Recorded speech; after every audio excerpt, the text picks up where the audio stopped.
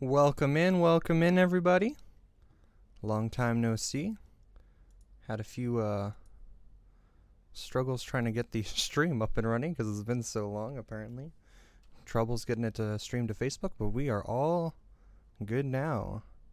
Welcome on this beautiful Wednesday in Canada, Alberta specifically, is where I live. We are covering the election. The debate specifically, if you didn't know from the title. So it should be starting pretty shortly here. Quebec, but all provinces are looking for more healthcare money, not only as a result of the pandemic, but going forward. That is always a big ask on the part of all the provinces. And of course, François Legault, the Quebec Premier. Yeah, so it should be starting here pretty shortly. So we'll be watching the debate. Join in. I hope you all enjoy. And then I'll probably be sprinkling in comments here and there. It depends on kind of how heated the debate gets. Canadian politics tend to be pretty mundane when you're looking at like the elections and stuff, especially when you compare it to U.S. politics. So I'm not expecting it to be really any much of a blood sports debate. So I might be able to get in some comments here and there, depending on if it's pretty chill. And then at the end of it, we'll do a little wrap up, see how everybody did, and then there'll be another debate tomorrow. So yeah, make sure you guys are all registered to vote. It's coming up on the 20th here, on September 20th. Make sure everyone is registered to vote. I'll tell everyone again later, but the general thing that happens if you're already registered, you'll get a little piece of paper that looks kind of like this. Here, I'm trying to cover up my my information on it. There we go. So it looks kind of like this, and it's got all your information on it. You get to bring it when you go to vote, and it streamlines the process really easy. Tells you on the back where your riding is, and where you can vote. And which poll number and everything. It's all really pretty streamlined if that's already set up. And otherwise, just make sure you register yourself if you're not already. So yeah, we'll listen into this, and the debate should be starting pretty shortly, I'm guessing.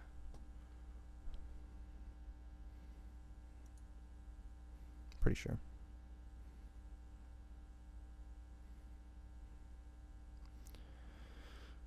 Full debate, 8 p.m. Eastern Time.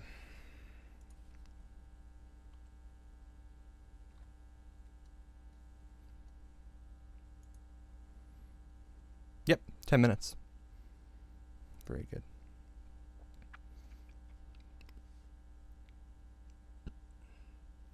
We'll listen to what these people have to say, maybe.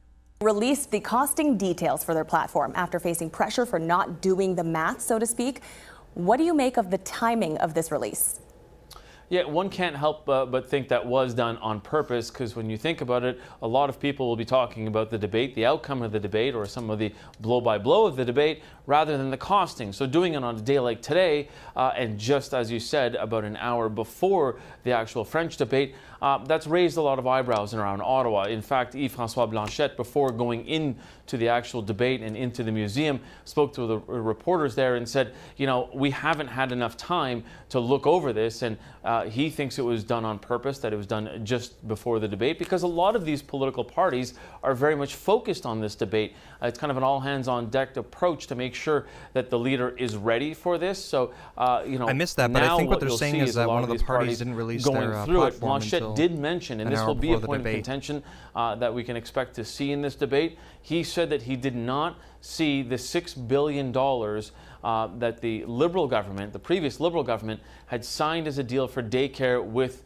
the government of Quebec. And that is something that Blanchet will hammer on because that is something that Aaron O'Toole hasn't answered yet as a question, whether or not he will respect all of the daycare deals that have been signed with the provinces by the previous Liberal government. Will that happen? Blanchet asked him about that a number of times in the TVA debate. It is something that is top of mind for Quebecers. It is top of mind for the Premier of Quebec. So all of those people will want those answers.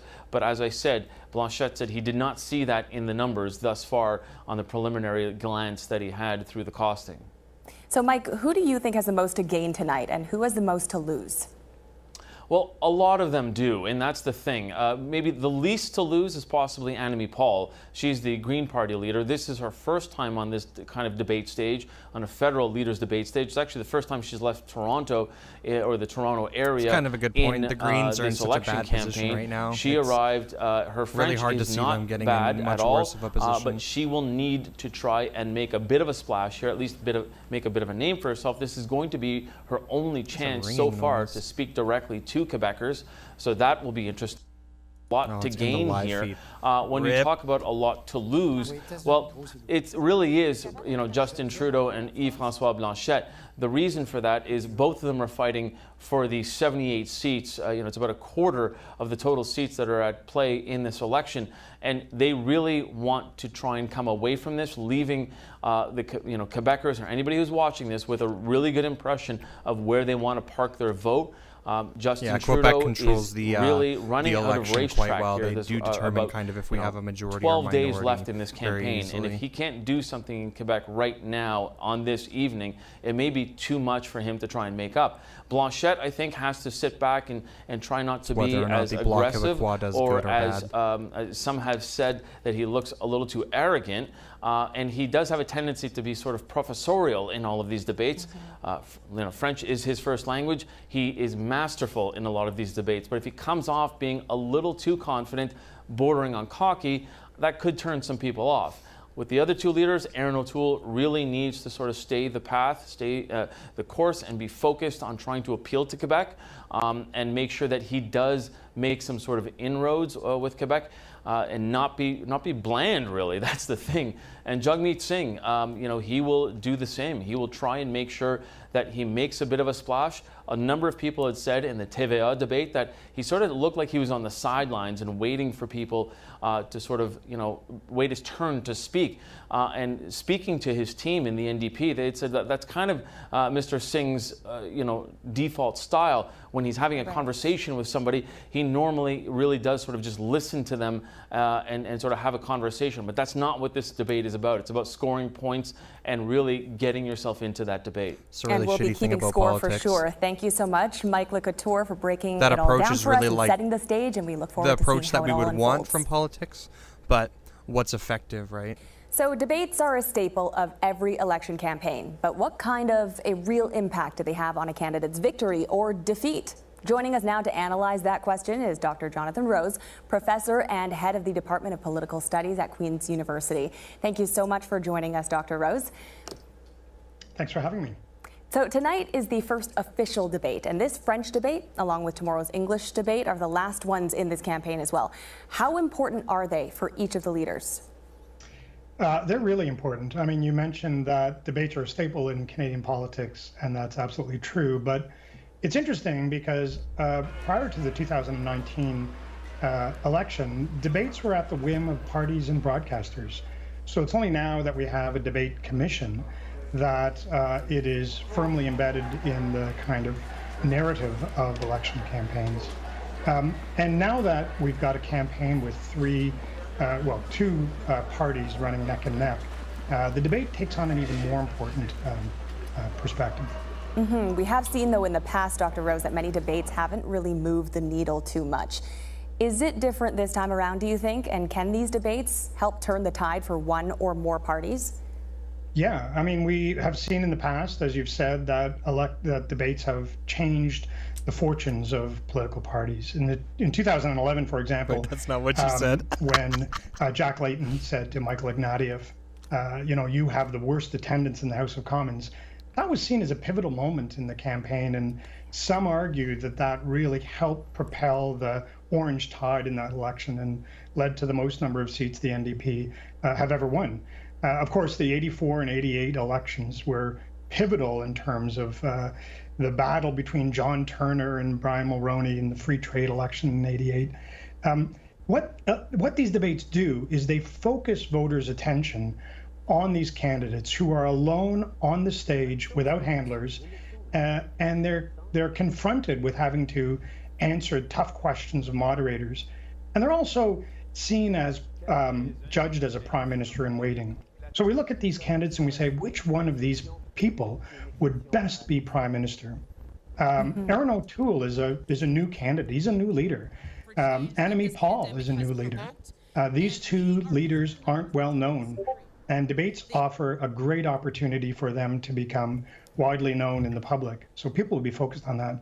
You talk about tough questions and heat. There certainly has been a lot of that in this campaign. You know, debates can go the way of drama and fireworks. Sometimes, though, they lack real substance when it comes to policy. So what should voters look out for tonight and tomorrow to make sure that they are making an informed decision in this election? Well, I think what voters are going to want to see from Mr. O'Toole is this someone who can be a prime minister and how well will he fend off the attack from the right, from the People's Party, while still maintaining his base? So he has to walk a really tightrope by appearing to be moderate and centrist, but also not alienating his right voters. O'Toole is definitely the most left-leaning has a challenge because he is probably the most popular of the leaders, and he needs to demonstrate to Canadians that his party has as much popularity as he does, and that there's substance behind his party's platform. And what Mr. Trudeau needs to do is just escape unscathed, really. I mean, all of the other leaders will be attacking him, so he needs to demonstrate that his policies have been appropriate for Canadians and provide a good blueprint for moving forward. Okay, some excellent insight there, Dr. Jonathan Rose. We're going to leave it there. Thank you so much for joining us. It's really interesting how the tides have turned so hard because the Liberals handled the pandemic and one more special guest overwhelmingly. Before debate time. We are going to bring Canadians in Nelson felt it was a Wiseman now, positive Professor Emeritus of Political Science at the University of Toronto. So it's Nelson, good to see you again. So hard. Good evening. Let's start by talking about the current status of this race. The Conservatives, the latest polling shows that if an election were held tomorrow, the Conservatives would get 35% of the popular vote. The Liberals are at 32% right now. Oof. You know, there's been a lot of momentum in recent days. Not good. Conservative leader Aaron O'Toole has gone from unknown candidate several weeks ago to possible future prime minister. What has worked for him and what does he need to keep doing to keep this tide going? Same thing as the U.S. You know, the popular vote and lose the whole campaign election, is it isn't so much what Aaron O'Toole has done to boost the Conservative fortunes. It's really a referendum on the government and Justin Trudeau. As your previous guest said, a lot of people are now seeing O'Toole for the first time. Does he look prime ministerial? I do think he hasn't had this much of O'Toole has a little bit more until the election sway campaign in his, started. With respect to the in polls, his more the Conservatives could still policies get the most votes as they did in the last election. But the Liberals won many more seats because their votes are much more efficiently distributed. So I would say the striking thing to me about the debate that's going to happen tonight is what happened last week, which is that polls after the first French debate indicated there was virtually no change in support for the parties. And I suspect that's because the first French debate wasn't broadcasted in a wide way. I tried finding it so I could react to it. The candidates will essentially talk about the same points, except I expect Trudeau to stress the role of anti-vaxxers because he knows they're not popular. Nelson, we have about 15 seconds left before the start of this debate, and we know that there are a lot of contentious issues that are going to be discussed here. Is there one, do you think, that matters most to Canadians? Well, different Canadians care about different things. For me, I think the big issue has been, why are we having an election? And as Jagmeet Singh pointed out, all the things that the Liberals are promising, well, they could have done it. They were in government. And neither the Bloc nor the NDP was prepared to bring them down. They're going to rail on this point the whole fucking so much, Nelson debate, Wiseman, I swear to God, and it's completely pointless. There's no point. Set in more ways if you want to talk about them pulling in the election, is getting underway. And that's a bad thing, and you want to, and as a Conservative leader, Aaron O'Toole, or Jagmeet Singh, or the Bloc Québécois leader, what's his name, Francois, if they want to criticize pulling the election in the middle of a pandemic, then they need to put a policy forward that can stop the Prime Minister from being able to call early elections. And as to my knowledge, none of them have done that. So I don't care. It's all virtue signaling. Like any party that's in power that has the ability to call an election when they want would do this. Don't kid yourself. All of them would do it. So it's a non-point to me. I don't care about it. Of course it's bad. I agree it's bad. It shouldn't happen. But is anyone doing anything about it? No. Le groupe de diffusion des débats vous présente Le débat des chefs. The leaders' debate. Voici Patrice Roy. Here is Patrice Roy. Bonsoir, mesdames et messieurs, bienvenue. Good evening, ladies and gentlemen. Welcome to the Leaders' Debate. We're at the Canadian Museum of History in Gatineau, and more specifically, we're in the Grand Hall, which has been transformed into a television studio over the past few days. This debate is being broadcast widely by a number of partner networks, and it's being interpreted into several different languages. And I want to tip my hat to the interpreters that I was speaking to backstage. Oh, there's a ringing. There's a Good ringing luck. in the background. It's not always easy. No. Rip. The placement of the leaders and the speaking order has been randomly determined. Good evening, Mr. O'Toole, Mr. Trudeau, Ms. Paul. Good evening, Mr. Singh, and Mr. Blanchet. Oh, Blanchet. Bonsoir. Sorry. I forget what his, Thank you for being his here. first name is. The Green These Leader. debates are a valuable exercise She's in the- our democracy. Eh. That's I do like the sometimes Greens. I tend forgotten. to like the Greens, but that's some 5 shitty themes will be opinions. discussed tonight, and we'll kick off each theme with a question from a member of the public. Noémie Mercier, good evening. We received about 1,000 questions, is that right? Yes, some really intelligent and relevant questions that really that ringing is inspired gonna us go the as we whole were debate, isn't it? preparing tonight's debate. We're looking forward to that. Now, there will be 2-way debates, then followed by 3-way debates, and there will be a series of rapid-fire questions from our guest journalists. And each block will end with an open debate involving all 5 leaders. And of course, we'll aim to have the speaking time distributed equally among the leaders. Before starting on the first theme, I want to ask a first question to all of the leaders, and they'll have 45 seconds each to answer. So rather than an opening statement, they'll have 45 seconds to answer this question. This is an election that I think people would probably agree, maybe not Mr. Trudeau, but I think most of us would agree that this was not a wanted election. But that's the past. Now I want to turn to the future. If you were to win a minority government, would you commit to not calling a snap election, but to respect the 4-year term? Mr. Trudeau, in other words, would you not do the same thing twice? And Mr. Trudeau, you're the first to answer. 45 Thank seconds. you, Patrice. First of all, I'd like to thank Canadians from all across the country for joining us this evening and for all the work you've done throughout the pandemic so that we can get through it. We continue to get through it. And I'd like to focus on the expression Patrice used, an election that nobody wanted. You are going to hear different perspectives this evening and radically different approaches to how we should put the pandemic behind us, how we should rebuild, build back better. And you deserve a choice, because the government you elect will make those decisions now in the fall, not a year or 2 from now, because climate change, decisions on firearms and vaccination, you have important choices to make, and I'm looking forward to working Thank with you, you. Mr. Trudeau. Now, Mr. O'Toole, again, the question is, if you were elected at the head of a minority government, Non-answer, would you commit okay. to not calling a snap election before 4 years? Yes, absolutely.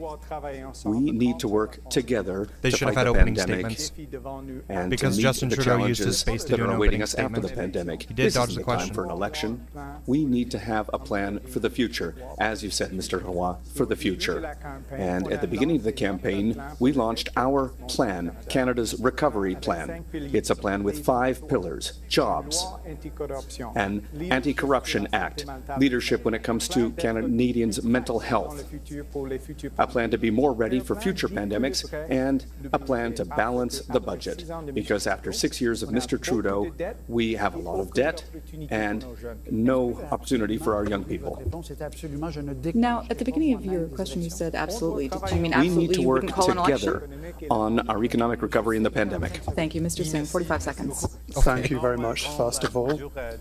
Good evening to everyone. I would like to clearly state that we did not want this election. We want to work together. I'm committed to meeting the Canadians' mandate and your voice, what you will choose, because you have an important choice to make in this election. You have the choice of another 4 years of Mr. Trudeau that allowed some people to exploit the system. You could also choose the NDP that are clearly saying that billionaires have to pay their fair share to help us fight climate change, to invest in healthcare, and to clearly say that we will end the housing crisis. You have a clear choice, and I encourage you to choose the NDP. Mr. Blanchet, will you do everything possible to keep the next government alive? That's the spirit of the question. I'm not the one who's going to make the decision. However, I think that the government must ensure, when it's a minority government, to get the support of enough MPs in the government to remain in its position. That is the spirit of the law on fixed dates. Now, Mr. Trudeau did talk about the fact that we could be in an election in another 18 months. But it's interesting that he didn't table his own platform until 2 weeks after he called the election. Here in the Bloc, we don't have the same philosophy. If it's good for Quebec, we vote for it. If it's bad for Quebec, we vote against it. But regardless of what's on the table, we will improve it. We'll get back to that in greater detail later. But Ms. Paul, I want to ask you the same question. Would you do everything possible to keep a minority government in power as long as possible? First of all, it's an honor to be here on the unceded Algonquin territory, which, yes, absolutely. Unfortunately, given the broken promises by Mr. Trudeau and his government, we are now in this situation. We need to find a way to work together in collaboration and cooperation. The fact that we are in an election is a symptom or a consequence of the fact that people are not looking to work together and they're working in a partisan manner. I would say that people don't want to be consulted on how to end the pandemic. They want it to end, and we need to work together to do that. Thank you very much. You've all stuck to your time limits very well, so we appreciate that. Our first theme tonight, it's a very big one, pandemic and healthcare. Noémie, we have a question from the public. Yes, we received a lot of questions on this theme. So more than 27,000 people died of COVID-19 in Canada, and at least half of them died in seniors' residences, sometimes in quite horrific conditions and often alone. Our first guest is Bernadette Landry, who is in Dieppe in New Brunswick. Good evening, Ms. Landry. Good evening. Thank you for being with us and for starting us off tonight. Now, you're involved in an association in New Brunswick that defends the rights of seniors. And there's something that you want to ask the leaders. Please go ahead. Yes. The pandemic has really revealed how seniors can be neglected and mistreated, particularly seniors who are vulnerable and who are starting to lose their independence. Oh, sorry, I didn't see your messages. So far, it doesn't seem like we can count on provincial governments they're all being translated to English. Seniors in long-term care. This is something that's been going on for a really long time. I turned off the... So if you became Prime Minister, what would you do to ensure that the provincial governments protect seniors who are becoming less independent so that they are no longer neglected? Thank you very much, Ms. Landry. I know the leaders were listening attentively to your question, so let's hear their answers. We're starting with Mr. O'Toole. Thank you for the question, Bernadette. We will have a clear approach when it comes to Canadians and Quebecers' health for our seniors. We will increase the health transfer in a stable, predictable, and unconditional way, and it's going to go up by about $60 billion. We're going to work together on our public and universal healthcare system, and particularly after the pandemic, we need to learn lessons. We need to work together on our residences for our long-term care homes in Quebec in particular. That's why we're planning $3 billion for investments in long-term care homes, in seniors' homes. I will respect provincial jurisdiction, but we need to work together. Thank you, Mr. O'Toole. Ms. Paul. Yeah, maybe I should try and find another... My father died in a long-term care home in the second wave of the pandemic. It is pretty loud, eh? And I will never forget that. I will not forget all of the thousands of people who have lost a loved one. Unfortunately, we are forgetting them. We need to have a radical reform of our system. We need to have national standards. There must be a way to ensure that our system falls under the Canada Health Act, because the protections are in that act. We need to ensure Canada Health Act. Oh, it's gone. Amazing. Okay. Thanks, buddy. Number of care and services for our seniors. It's quite quiet compared to There was nothing in just throne speech for seniors. Mr. Blanchet. Ms. Landry was saying. Oh no, it's still there. It's just quiet. That's what the problem How is. would you reply? It's very sad to hear what Ms. Landry has to say, because we need to realize that the priority of provincial healthcare systems is to provide care to people, and to do that they need resources, and the federal contribution to each of the provinces.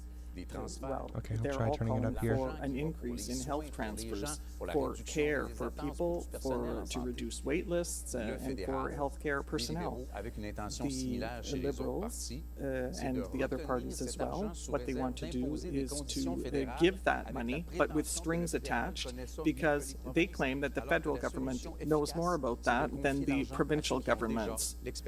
But the provinces are the ones that have expertise. How's that?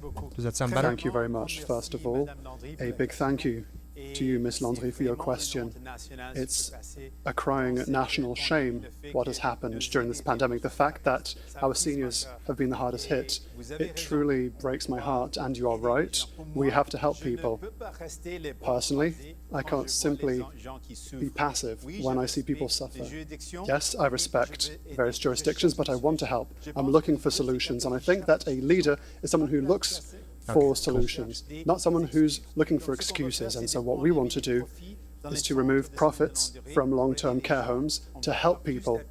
We want there to be better support so that people can remain at home as much as possible. Mr. Trudeau and Mr. O'Toole voted against this idea.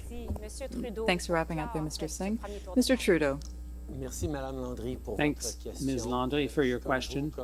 Like millions of Canadians, I watched with horror what happened to seniors, the most vulnerable all across the country during this pandemic. Not just in one place like New Brunswick, it was everywhere. We have to do better. Yes, the federal government sent soldiers, members of the armed forces to help out, but we can only conclude numbers initially for deaths were close to 3%. The situation of seniors was not only unfortunate during the pandemic, it started long before. The federal government has to respect provincial jurisdiction, has to respect the role the provinces are supposed to play, but we have worked to improve funding and improve working conditions for healthcare workers. We will be there for everyone. So, Ms. Landry, we saw your reaction to some of the leaders' answers. Were you satisfied? Yes, thank you very much. Thank you for participating tonight. Well, that's encouraging. Thank you, Ms. Landry. We'll be coming back to the subject during the open debate with all 5 leaders, talking more about long-term care homes, the role of the federal government and the provincial government. But now we're moving on to the two-way debate with Ms. Paul and Mr. Singh. And I want to talk about vaccinations. Ms. Paul, it's not really clear to me whether you are against mandatory vaccination. I'm not entirely sure what you said a couple of weeks ago. Perhaps you can clarify. And Mr. Singh, you're very strongly in support of mandatory vaccinations, but are you not concerned that it might further provoke the anti-vaxxer protesters and those who don't want to get vaccinated? And is there a risk of creating 2 worlds in Canada? It is so sad to see the politicization of an issue like this. Its concerns our health. Absolutely. We are in favor of ensuring that everybody that can get vaccinated be vaccinated. I think that all the parties are in agreement with this. Yes, I entirely agree with Ms. Paul. That is exactly what we have to do. We have to help people to get vaccinated. We have to increase resources to help them towards vaccination. I don't want to divide our population. What I want to do is protect our population. That is also the reason for which I would like to come back to Ms. Landry's question. What happened in long-term care homes, like Ms. Paul said, was absolutely horrible. what we have learned is that in these long-term care homes, these for-profit long-term care homes, that's where the worst conditions were. And so why did Mr. Trudeau and Mr. O'Toole vote for privatized services? Yes, but let's come back to the vaccination. To get back to mandatory vaccination. I wanted just to say that that was half of my answer.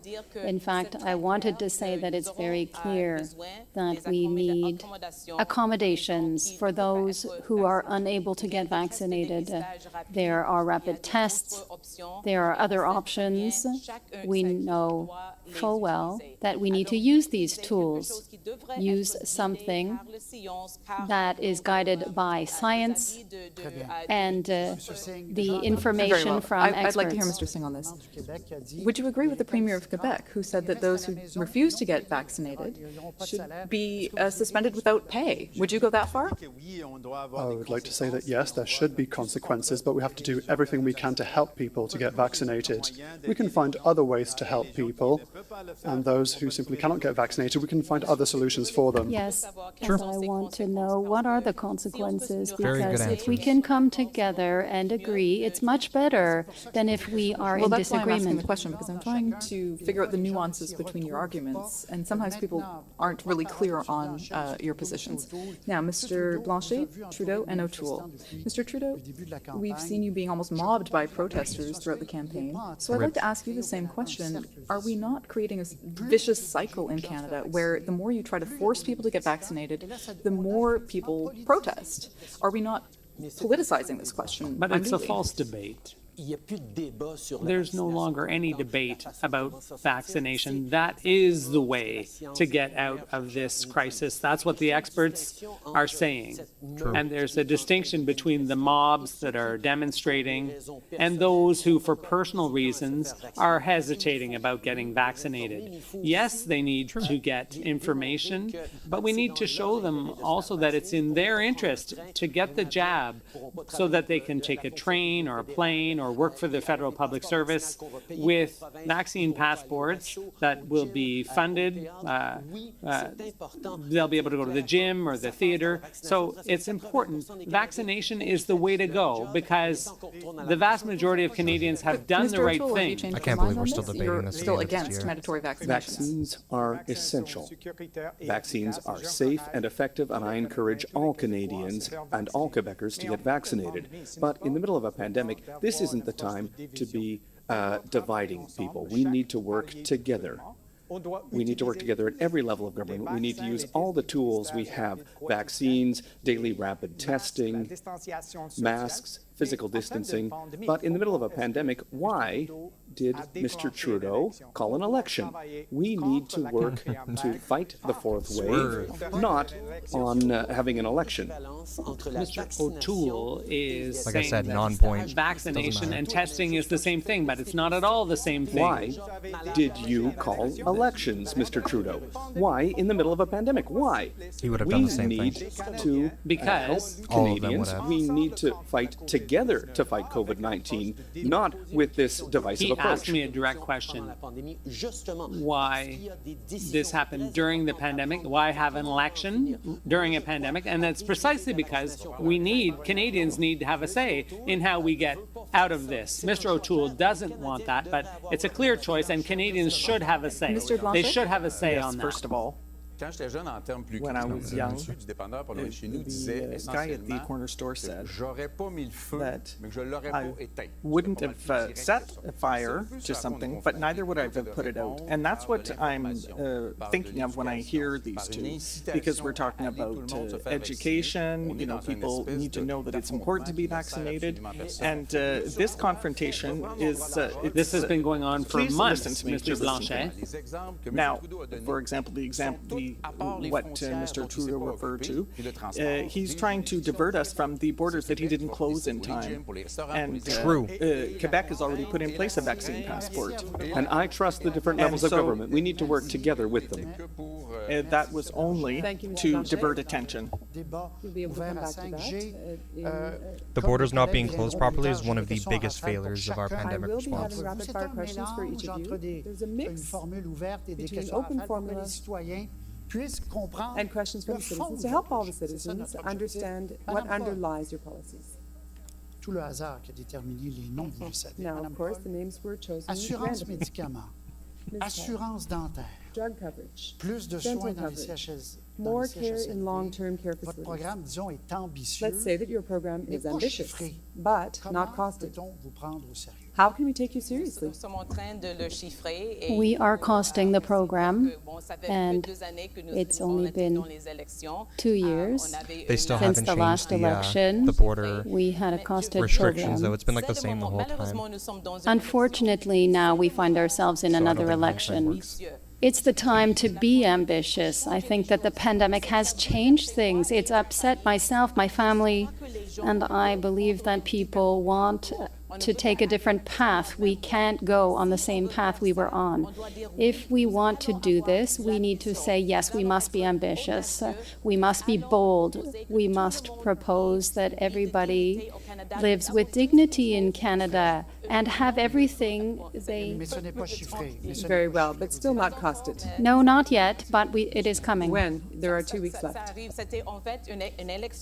fact, the election was called, and it's 36 days long, the campaign, and this happened. Vous en avez parlé, il y a Of des course, compétences provinciales, les gens there sont are sensibles provincial à ça, jurisdictions. Everyone's notamment au sensitive Québec. to that, especially in Mais Quebec. pourquoi But refuser toute why collaboration avec le refuse fédéral? any collaboration with the Je vous federal rappelle qu'il y a eu government? I remind you that there were 5,718 deaths CHSLD, beaucoup plus qu'en in long-term care facilities in Quebec, and many more than in N'y a-t-il Ontario. pas matière à ouverture? Isn't there some room here for openness and modesty, Mr. Le Blanchet? raisonnement que vous suggérez, Your reasoning states that because it was the Quebec system, because it was the Quebec standards, that it's not as good as if it had been Canadian or national standards. Now, it's not the federal government that hires nurses and so forth.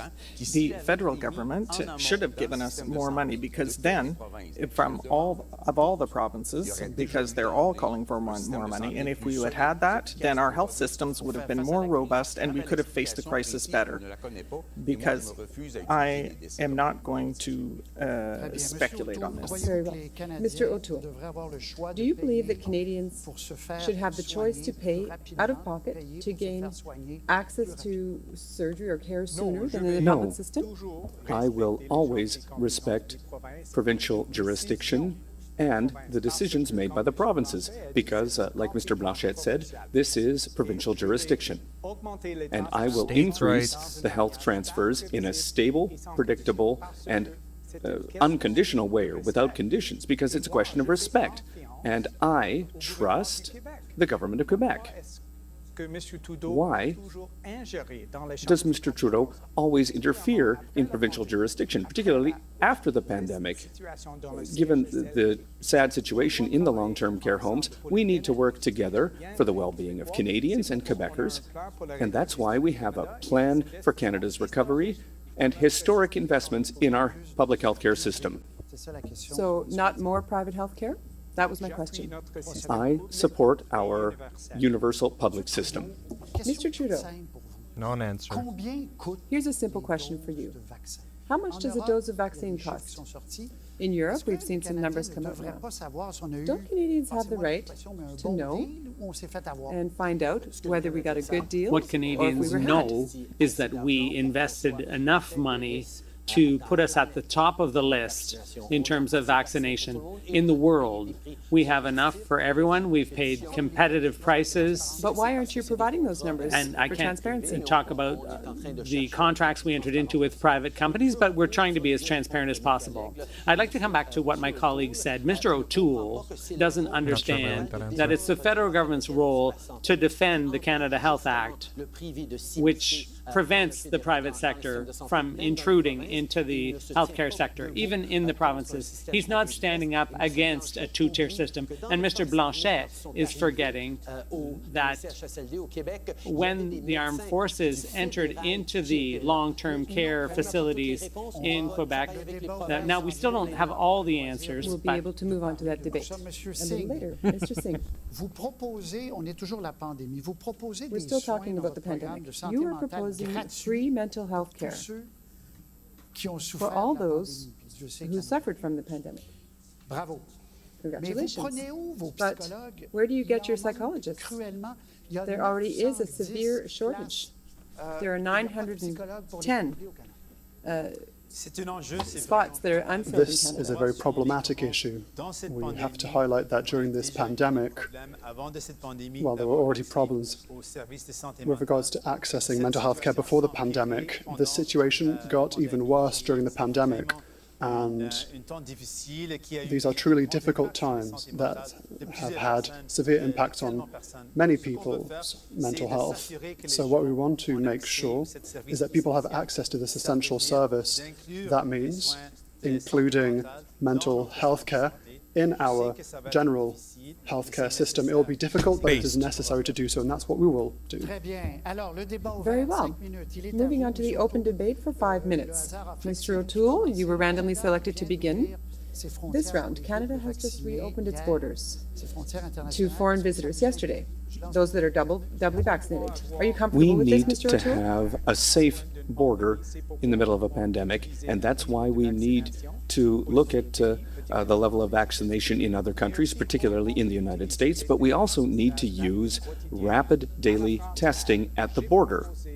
I proposed that a year ago, and unfortunately, as usual, Mr. Trudeau's government didn't move forward on that. They moved forward very slowly on testing. They moved forward slowly with vaccines in the middle of a pandemic. It's possible to have an open border, but a safe border. It's very important in the middle of a pandemic. No, this is terrible. Well, we know full open well border is the worst. We're now seeing all the data suggests that the border closing is one of the most important things. Unvaccinated. Those who did the right thing and did their part for society, they are not a source of risk, and they can resume a more or less normal life. And we are seeing international travelers who are double vaccinated because we want things to get back to normal. So we're making sure now that we have vaccines, that will not be a vector of transmission, that international travel will not be a vector, and we want to make sure that those who've done the right thing, and I don't see why Mr. O'Toole and Mr. Blanchet are not backing down on vaccination. Trudeau. We are in a fourth wave of COVID-19. Mr. Trudeau, it was the wrong thing to do, to trigger an election. There are still challenges to surmount. The only reason for which you decided to trigger an election is a selfish one, to obtain more power. That was not the right thing to do. And so, in our opinion, we should have continued to stand strong against this pandemic, to help people, and to realize that this pandemic simply is not over. There are still issues that have to be rectified. We have to realize it and we have to act. So why did you trigger these elections? It's a complete nonsense. I completely agree with Mr. Singh on this point. There are options. You can blame people who are angry and not vaccinated, or you can try to educate them, try to bring them together. We have already talked about investing in mental health services, in long-term care homes, and other issues. We must be back in Parliament to talk about these things together, to find solutions and provide the assistance that people need, because this is still a pandemic. Mr. Blanchet, are you concerned? I agree with the principle that the double vaccination is a very good standard, and it should be coordinated with other countries, because many of them travel here. However, I would, not, at least I didn't put out my platform 2 weeks late, and at least my platform is clear. And also, what about the capacity of Canada under this government to have exchanges? Because even the President Biden isn't very available to speak to our Prime Minister. And yet we have the longest shared border in the world. And so there are many unclear issues with this government. To answer the question about the calling of an election again, well, viewers can see how deep the differences are in our positions on how the pandemic should be dealt with. And this is something Canadians should have a say in. That demonstrates that. We, for the healthcare system, we are proposing about $25 billion in investments in family doctors, doctors in mental health over the next 4 years, Mr. Singh. And we will absolutely do that. We are the only ones who are calling for demanding results from the provinces. We'll work with them, but we'll assume our responsibilities. How about a quick yes or no from each of you? Now, I have the right to it. So we already know your answer, but are you going to Of course, I will demand that that amount be transferred. $28 billion, yes or no? Yes, we want to increase health care transfers. But not $28 we want to billion. increase them. We want to increase That's them. quite vague as an answer. Ms. Paul. We have invited the provinces to be there at the table with the government, the federal government, to negotiate. It's not really a negotiation, it's rather to create and ensure a fundamental reform because there are shortcomings. 25 billion, yes. 25 billion for health care, and I will work with the provinces to deliver results. O'Toole. 25 billion. Over $60 billion over the next 10 years without conditions because it's a question of respect. Very well. Thank you. For the He first smells open like a debate. dork. That's so funny. They all do want to increase it, but I mean, 10 years and increasing, and then when you We have a compare it question from the to audience. the increase in The labor population and the shortage is increase severe in and is very costly for businesses. in interest rates And over for our 10 years and stuff like that communities, is too. 60, We're what going did he to say, talk to 60 someone who billion? is Is being it actually affected by that this much? You have to shortage. compare His name is Marc-Antoine Poulet, and he's joining us from his home in Saint-Prosper.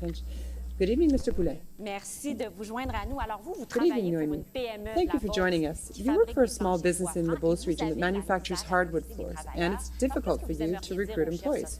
What would you like to say to the leaders? In my region, all sectors are affected. We see companies having to postpone projects, slowing down their operations for lack of staff, and community organizations are having the same struggle. It's hard for them to recruit employees.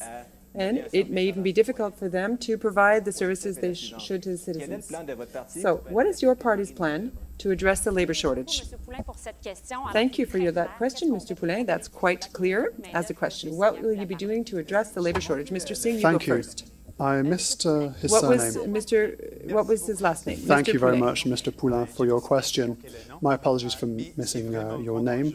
This is a huge issue. You've raised how serious it is in your region. It has affected many people. It has affected industry and companies. This is very difficult, and it has struck the country as a whole as well. We have a number of solutions. We can better use our immigration system to welcome new arrivals to Canada that would help us to tackle this labor shortage. We can also help through education, through training, that can connect people to companies that need their help. These are a number of measures we can take. Thank you, Mr. Singh. Mr. Blanchet? 4 proposals for you, Mr. Poulin. The first is to the temporary suspension of the CRB, because that is holding back people who could be on the labor force. And of course, I would keep an exception for arts and culture. A more generous tax credit for young retirees who could continue to work for a few days per week. And openness to immigration based on the capacity to integrate.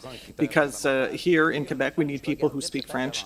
And also, I would look at supporting volunteerism, because that is a very strong workforce, and many people could perhaps benefit from a tax credit, especially in the community area. Thank you very much for that response. Mr. Trudeau, you have the floor. First of all, thank you, Mr. Poulin. Mini Alberta. I visited the Beauce a number of years ago and saw how active the business community is. It's well known in your region. The labor shortage has been a problem during the pandemic and even before, and that's why we've invested in labor training, in skills training, and in immigration. But you might be interested in the hiring benefit we're proposing. That will help increase wages that you offer your workers to encourage people to come and look for work there, because we know that the economic recovery has to happen quickly and all across the country. Thank you, Mr. Trudeau. Mr. O'Toole. Thank you, Mr. Poulin. I have a lot of respect for entrepreneurs and the family farms in the Beauce.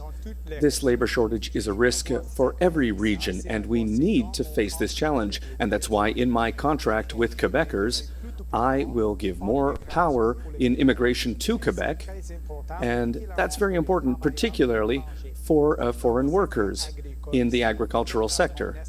It's absolutely necessary to have workers. We also need to take a collaborative approach on training, and we need to reduce the emergency programs like the CRB because we have a shortage and we need to focus on work after the pandemic. Thank you, Mr. O'Toole. Ms. Paul, after you to close this portion. Thank you very much, Mr. Poulin, for that question. Another example of an issue that needs to be discussed in Parliament because individuals and businesses still need help because we're in the middle of a pandemic. I would say that immigration, training, coordination and cooperation, we must cooperate and coordinate with companies in order to know where the shortages are, and we need to have better training that corresponds to the needs of businesses as well, and I know that the workers also want that. And immigration. We are a country that can welcome many people, and that is also a solution. Thank Immigration you. is a pretty good Ms. Paul. answer. Mr. I don't Poulin, like thank the you very removing much for sharing CRB your answer perspective with because us. there's possibly some people Do who you are feel still illuminated by the leader's vulnerable, responses? who maybe the jobs actually Yes, aren't it available was quite in instructive. their local region and stuff. Wonderful. Thank you, Mr. Poulin. And these people need support still. And Have a so good night. scrapping Thank you, Mr. CRB Poulin. is Greatly appreciated. probably not something we should That may be the instantly question do. that we need to hear the transition most. away from it. The issue of labor shortages across the country. Mr. Blanchet, Mr. Trudeau, you now have a two-way showdown. Let's begin with Mr. Blanchet. So you said except for the arts and cultural sector, it's time to end the CRB. What we're saying, and I hope this is going to be a cordial exchange rather than a confrontation, but we have gone across Quebec many times and we have observed people, businesses, especially small and medium-sized businesses, because the very large businesses remain competitive in order to attract labor. But we've seen restaurants close down, we've seen gas stations close down, we've seen that communities are simply collapsing. And so people are saying, please, can you stop the Canada Recovery Benefit? So I think that's perhaps a bit much, because there might be a fourth way that's even stronger than what we've seen so far. We can't predict the future, but the CRB could become necessary again, especially so it should be suspended except for in the arts and culture for the good of the economy. So by the end of October, it'll be suspended? Fully agree that in all my tours around Quebec, there has been this labor shortage for years. The pandemic didn't create it. The CRB and the CERB didn't create this labor shortage. It's already down to $300 a week, which is below minimum wage, but we do recognize that for a strong recovery, a strong economic recovery, we need to support businesses, we need to support hiring, and that's why we've created a hiring incentive, and that's why we'll continue boosting immigration and increasing labor training, and we need direct assistance for companies. We are going to be there for people. We're talking about not just workers, but also companies. That's what we did during the pandemic, and that's what we're going to keep doing. I would urge the government, regardless of which government is elected, to work on productivity. How do we create more wealth with fewer people? Well, then we have to work on productivity, not to announce job promises and improve the productivity of businesses. And that's precisely what we're doing with a digital program for small business. There's a digital transition that's going on to increase productivity. We will have the opportunity to come back to that. And that was quite cordial. Thank you very much, Mr. Blanchet. Mr. O'Toole, Ms. Paul and Mr. Singh now have the right to speak. So let's come back to the CRB, Mr. O'Toole. By the end of October, let's say you're Prime Minister. What happens then? We need to reduce the emergency programs in a fair way. stop it if there's no further risk, for example, of a fifth wave. We need to focus on health and the well-being of Canadians and Quebecers, but we need to have an economic recovery. We know that our small businesses, hotels, restaurants, the tourism sector are in crisis. We have a specific plan for small businesses who are completely suffering. Disagree. What we have actually seen is that if someone isn't working because they earn $1,200, it's not an issue with CRB. It's a question of inadequate salaries. People want to work. Now, to come back to the cost of living is ever increasing. Housing is ever more expensive also. Mr. Trudeau had 6 years to act. Whilst he has been Prime Minister and up to now, the price of housing has gone up.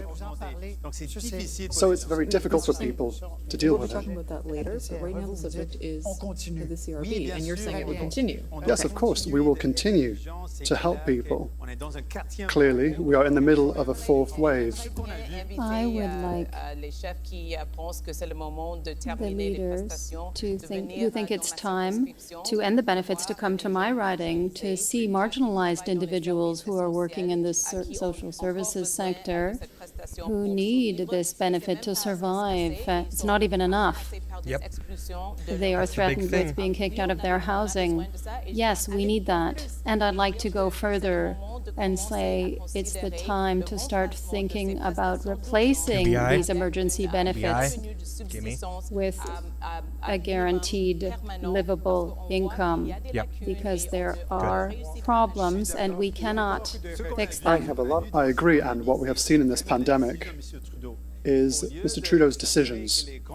Rather than making sure that big companies that took public money and used it in a unjudicious way, instead of doing so, but this has to go to the people. With the NDP and Mr. Trudeau, we're going to see unlimited spending, and that's going to You're both on the same side. I'm going to double the Canada Workers Benefit, and I will fight for small businesses. It's always an excellent investment to invest in people. Okay, well, that exchange is a little bit less Investing in people is a good investment. All of these parties are going to spend. I'd now like to invite my colleague Hélène Buzetti to ask some questions, and I'll take this opportunity while she gets set up to remind you that if you speak at the same time, things won't work. That'll be the last warning. Hélène, good evening. Good evening. One at a time, please. Yes, Mr. Trudeau, we'll start with you. This year, inflation hit 3.7%, which is a 10-year high.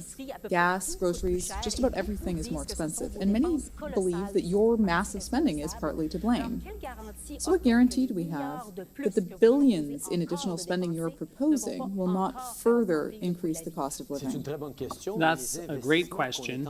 The investments we're making, like $10 a day daycare all across the country and more spots in Quebec, and our investments to help families to save for the purchase of their first home, investments we're making to support cultural industries, tourism industries, and workers in those industries. We are there to support people. I made a promise at the outset of the pandemic to help people for as long as it took, and that produced great results, but also boosted economic growth. Keep things up unnecessarily. If interest rates increase, what will happen to people who have big mortgages, for example? We want to create economic growth, but we will manage inflation because we need to keep the cost of living affordable for families. Mr. O'Toole, you tabled the costing of your platform just a couple of hours ago, so you'll have to excuse me if I didn't have time to analyze it properly. But if I've understood correctly, your plan is to keep most of the spending of the last Liberal budget, add some other conservative spending, and you're also going to manage to explain the deficit. Explain how that works. With our Canada's Recovery Plan, we will balance the budget over a decade with an approach that is focused on workers and an economic recovery in every sector and in every region. And that's why we are going to make investments to help families with mental health, with small businesses who are facing a crisis. But we need to have an economic recovery for a strong economy. And we have a plan for that. And there's a crisis in the cost of living right now because of the unlimited spending from Mr. Trudeau. But you're actually promising to maintain some of that spending. So how do you reconcile this? What is this No, magical effect that absolutely you're not. going to use? We have a plan to balance the budget, but we need to create jobs. Our first pillar is to create 1 million jobs in 1 year. That's all the time we have. Mr. Blanchet,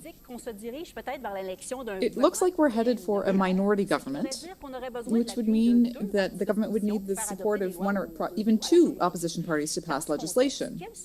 So in that context, what conditions would you place on supporting a budget? The $28 billion in healthcare funding for the provinces, for example, would that be non-negotiable for you? Yes, it's a deal breaker because I am wondering here at this stage in the campaign, is there any one of the major parties here who deserves a majority? Has anyone shown, that they are available, that they are prepared to lead our country for 4 years with something that has a plan, not just something that's wishful thinking, but with an actual vision? The Bloc always has the same philosophy. If it's good for Quebec, we support it. Health transfers.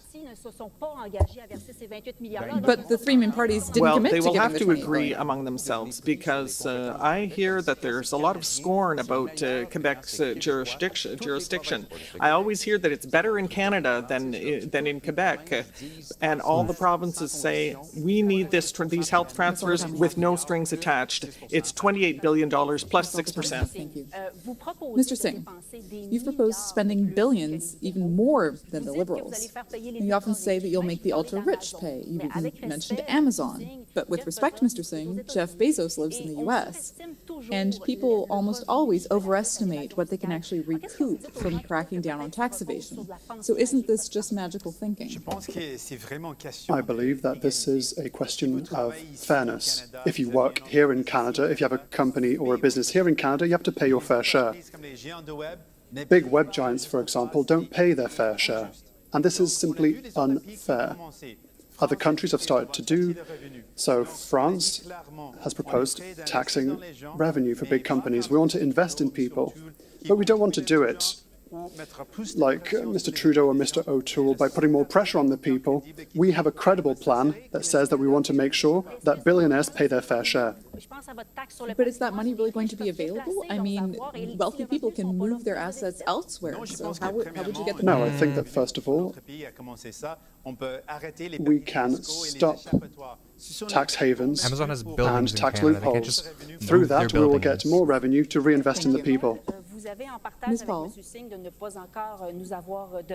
like Mr. Singh, you still haven't tabled the costing of your platform, but we know that you're proposing a guaranteed minimum income.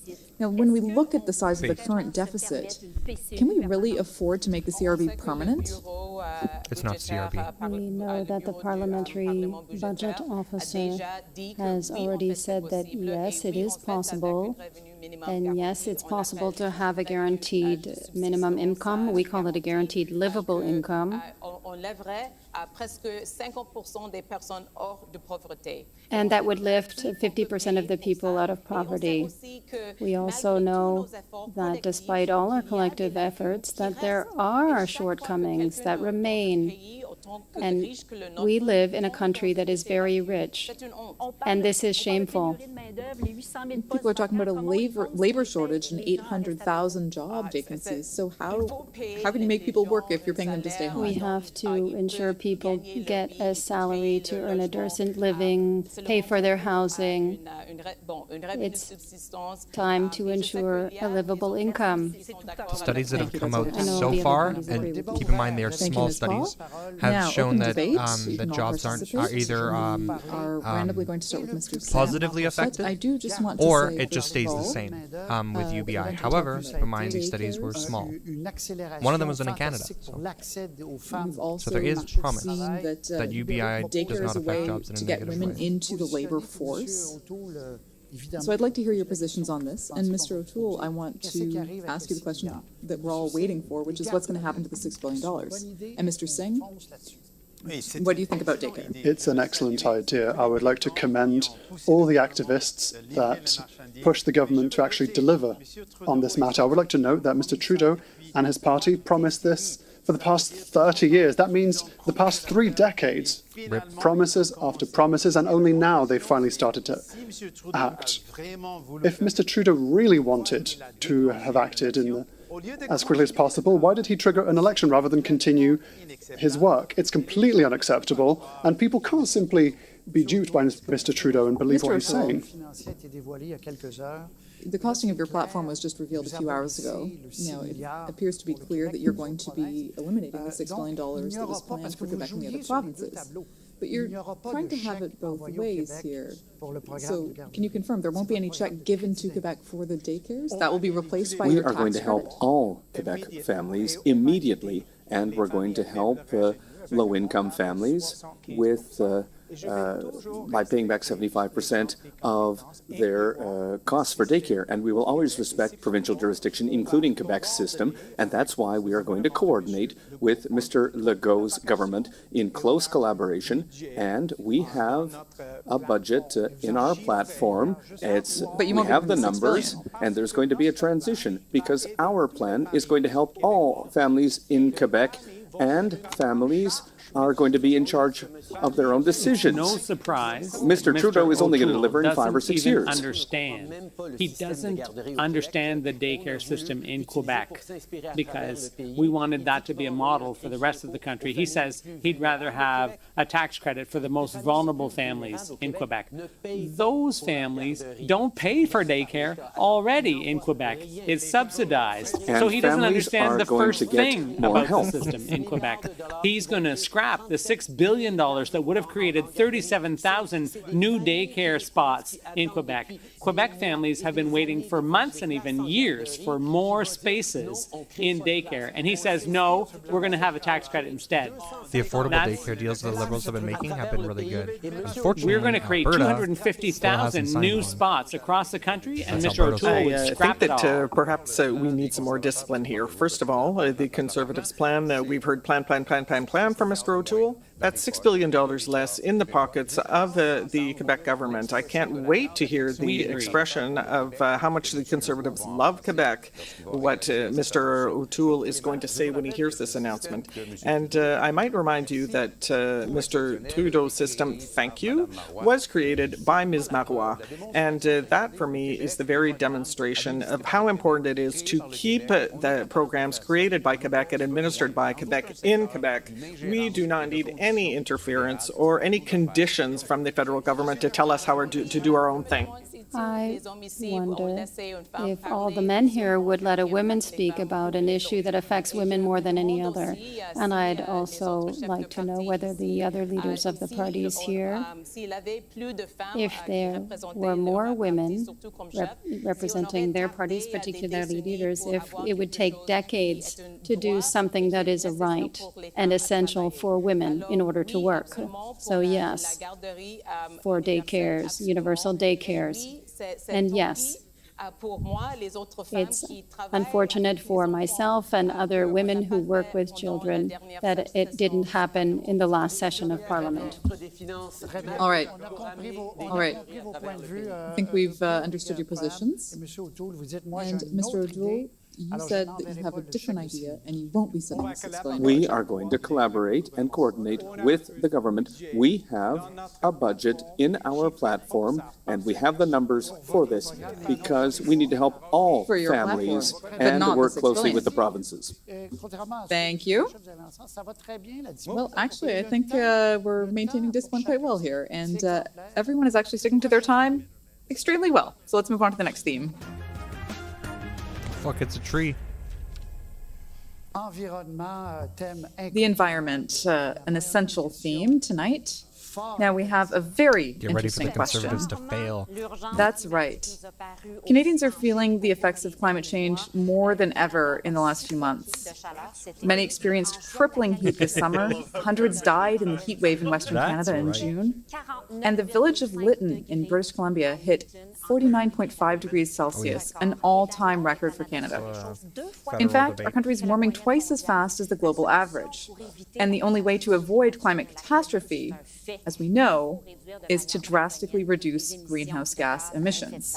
Now, this is an issue that concerns young people very much because they're the ones who are going to have to live with the consequences of the decisions that are made today. Charles Leduc is 11 years old. He lives in Saint-Clet in Montérégie. Good evening, Charles. Bonsoir. Good evening. Thank you so much for being with us and welcome to the Leaders' Debate. Now, when you see the growing number of forest fires, heat waves, and hurricanes, this concerns you, right? And I believe there's a question you want to ask the leaders, so go ahead. That's true. I'm concerned about this. So my question is, what will you do to reduce the use of fossil fuels in Canada? And Charles, isn't it right that you're not only concerned about your own future? Yes, and also my children's future. Thank you very much, Charles. So this is an 11-year-old boy who's concerned about the future for his children. What would you answer, Mr. Trudeau? First of all, thank you, Charles, for joining us, and thank you for your question. I hear this question a lot, not just from my own kids, but from kids all across Canada. And that's why we set up a plan that's very ambitious. I ordered it and it didn't show up in time before my stream, so it's just sitting there. On the oil and gas industry's emissions to bring it down to net zero. We know we have to reduce our greenhouse gas emissions coming from the oil and gas industries. And we also need to help so that everyone can buy an electric car by 2035. All cars in Canada will be electric by then.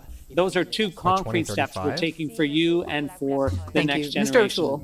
O'Toole. Thank you for the question. My children are young like Charles, and environment and climate change is important for me as the father of a family. And that's why in April we presented our policy on climate change. We need to meet our Paris targets, and we have a plan to reduce our greenhouse gas emissions while creating the jobs and opportunities that we'll need after the pandemic. We have a plan with a lot of details, Charles, with a price on carbon, with a personal carbon savings account. We're going to use technology like hydrogen and carbon capture, and we're going to work closely with Quebec on electric vehicles. We are going to act, Charles. Conservatives like to pedal back to the carbon capture. Thank you, Charles. I don't think that that's actually as useful as they're claiming. I think the technology is not there. We invited young supporters to come to our round tables over the last few months, and it's a source of anxiety for me, to be honest. We are trying to be a party that brings people together, but there are differences here amongst our parties. We know full well that it's impossible to invest in oil and gas, in pipelines, exploration projects, and fracking, and reach our targets. There is only one choice when it comes to the climate in this election, but we do want to work with the other parties. Thank you, Ms. Paul. Mr. Blanchet. Well, I know that the IPCC has said that Canada has a terrible record on climate change. It's not by investing 10 billion a year in the oil patch or billions, even billions more in buying a pipeline to carry oil by claiming saying that it's going to reduce greenhouse gas emissions. We're going to cap current oil production, and then we're going to limit it even more, and we're even going to fund this for Alberta, and we've also talked about ensuring that bank funding goes to green transition. Thank you, and congratulations, Charles. It's incredible. You asked a question in front of many, many people. It's a great concern for me too.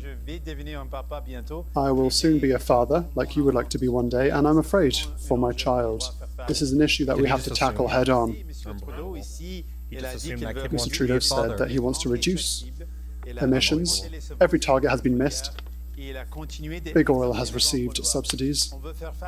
We want to truly tackle climate change. We will eliminate oil subsidies and we will give you a brighter future. That is my commitment.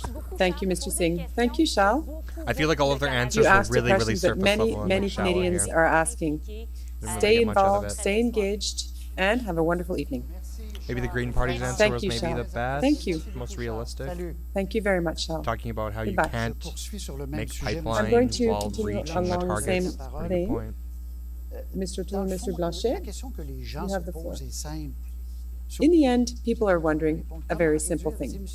How, Mr. O'Toole, how do you reduce greenhouse gas emissions when you also want to increase oil production? It's possible to reduce greenhouse gas emissions while creating jobs.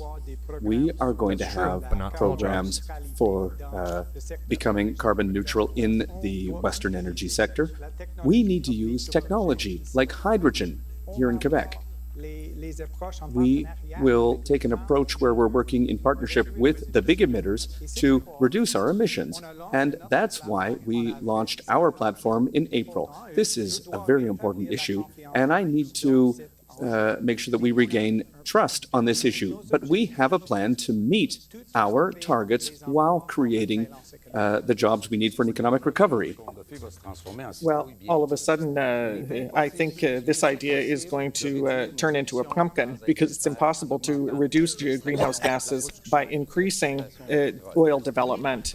However, it is possible to create more wealth by investing in green energies, in innovation, in production, in processing in different regions of Quebec with our own research centers. There is a way of doing things better,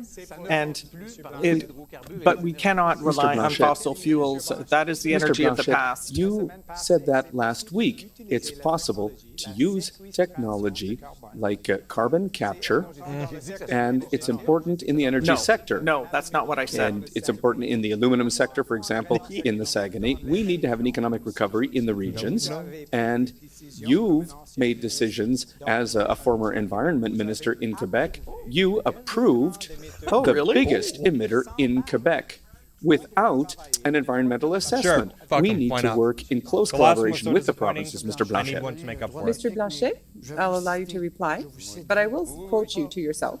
You said, I will tell you without any hesitation that the Quebec government intends to move forward with the oil industry in Quebec. And that was on February 14, 2013 in a parliamentary committee. So, Mr. Blanchet, you were pro-oil in the case of Quebec. I was, you're not leaving me enough time, but I said that as a former Minister of the Environment, and I think that everyone was sincere. My job was to monitor things. There was going to be an environmental assessment after the exploration, after prospecting, and I think that we've all been to the same school. So what I did in the past 8 years has been very responsible. I never said that carbon capture was a solution. I said it does not exist except in the trees, and Mr. Trudeau there is technology that works. So you were allowed to reply. Not on the scale in which is Paul, required. Mr. That's what I've noticed, right? This is From the the research great I've done, it Canadian just doesn't dilemma. seem feasible. We are an oil-producing nation that also wants to be green. Over the last 25 years, we've realized that these are it's not. we can't be reconciled. It's not, because even if this transition can't happen overnight, it will happen in the years to come. We are seeing how our investments are helping with green energies, renewable energies, in the whole transformation of our energy sector. That's why we're putting a cap on emissions from the oil and gas industries so that it's carbon neutral, net zero. And we're going to encourage people to buy electric cars. I have to add something, Mr. Trudeau. You've had 6 years. And truly, I'm sad, and it makes me sad to say so, but in 6 years, you have the worst record in amongst G7 countries. And the truth is, you've promised to eliminating fossil fuel subsidies, but instead of doing so, you've actually increased them. That's a good question. So how can people believe you? We are the only party to clearly say that we will stop building pipelines. We will stop supporting fracking projects.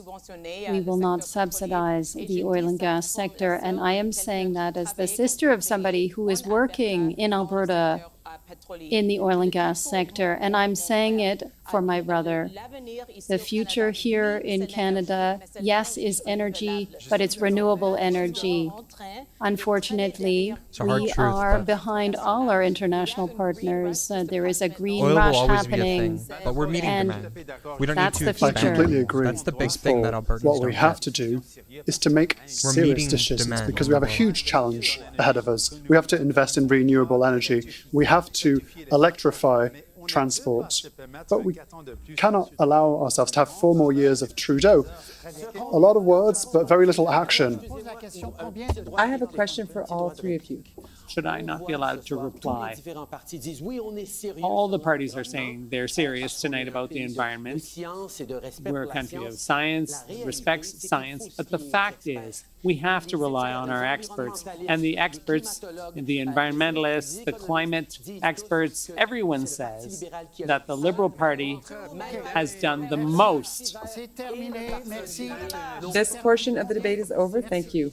I think the environmental Mr. stuff is Trudeau? one of the most important And things it breaks for me, my heart, personally. too, that you're Very not, well. you aren't And talking this is about why the the environment Liberals in and the this Conservatives campaign. fail, I largely. now invite Paul Beauharnois to come and ask his Speaking in questions. terms of Good parties who evening, can actually win Mr. Singh. a We want minority to or help majority. cities make urban transit free, but they already can't fund their current services, which are already insufficient. So how can that work? Thank you for the question. We want to invest in collaboration with municipalities to help them with their transit, their public transit, because we know that a big GHG emitter is the transport sector. If we want to invest in our transit system, if we can help them to electrify the system, if we can work with provinces and territories also, that will really allow us to tackle climate change. But if someone makes $900,000 or $90,000, I believe should that it be free for it's them an as well? option, and we will give municipalities the option to do so. What we really want to do is make significant investments in public transit because it's important to do so. Mr. Trudeau?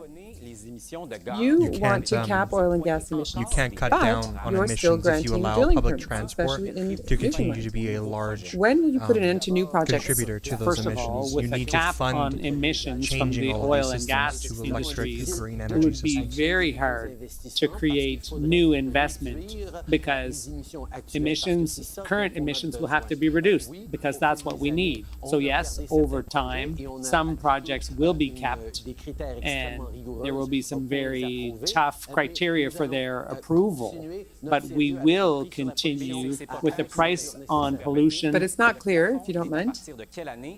Which year will the cap start, and how quickly will these go down? Will things go down quickly or gently?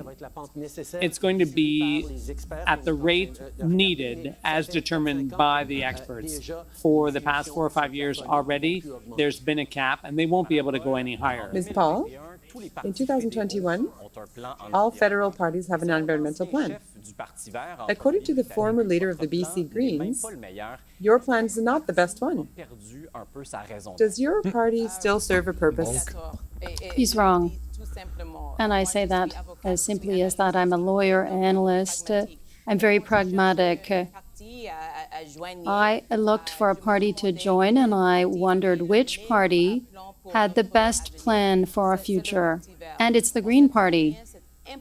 We know that it's impossible to continue to extract oil and gas, to continue to build pipelines, to continue to give the green light to exploration projects. It's impossible to do that. So our plan is practical, it's feasible, but it's also bold, and we need to do it. Mr. O'Toole? You want to freeze the Liberals' carbon tax and create a savings account where the more gasoline you consume, the more credits you receive. How can you pollute less by consuming more? We launched our plan in April, and your personal carbon savings account is your money. Bring backwards with that one. Transfer your money into your account, that means it's your money. But you are going to be able to make the decision to reduce your carbon footprint. This is an innovative approach, and we need to meet our targets. And that's why we launched our plan in April. But a family, then the big winner is the couple with two SUVs. Because they have to make their own decisions for green choices with their personal carbon savings account. And we will work in close collaboration, as I said, with the provinces and with the big emitters. And we have a plan with a lot of detail because this is an important issue for our country and for our way to approach this. Mr. Is he claiming that people who spend lots on gas will get more money back into this account that they can then, he's hoping they'll use it to change their transportation to more green funded by a federal Is that green what he wants? If that's the case, that's extremely... Elsewhere in the country. Would you need to incentivize it by making... Or are new highways only by green? just putting You know, discounts on the electric vehicles in general provincial as rebates jurisdiction and and stuff. Quebec jurisdiction, there are very good chances that I would not get involved because that's what I advocate for Quebec as well. I'd like to say again, and I'm prepared to say it again, that is a provincial area of jurisdiction. That is the Quebec government that is responsible for that. It is the one that has to do the consultations and the environmental assessment. And I am aware but the environmental that consideration this is something that... But the question is that this is a federal green envelope. So should the green federal envelope fund a sprawl from coast to coast? That is an infrastructure budget from the federal government, and the Quebec government asked that the entire infrastructure budget, because it's a provincial area of jurisdiction, be given to Quebec. And then Quebec can discuss with Lévis and Quebec City and the public, the citizens, who will have environmental requirements as well, because it requires social license. If one province doesn't want to follow the... Thank you, Mr. Blanchet. Open debate now. You'll be able to come back to the standards in which we environmental... need to meet these reductions I'll just give you a few numbers. in carbon Mr. O'Toole, emissions. you have and targets of reductions, 30%. Then Your it's target all is for 30%. nothing. Everybody needs to be Trudeau, consistent, so 40%. it can't be like a 60%. states' rights argument. Mr. Singh and Blanchet, 50%. The truth is, and people know this and keep repeating it to me, is that for the last 24 years, no reduction targets Thanks set for following, by Canada amigo. has been met. Mr. Trudeau, you start the open debate, please. How can people trust you?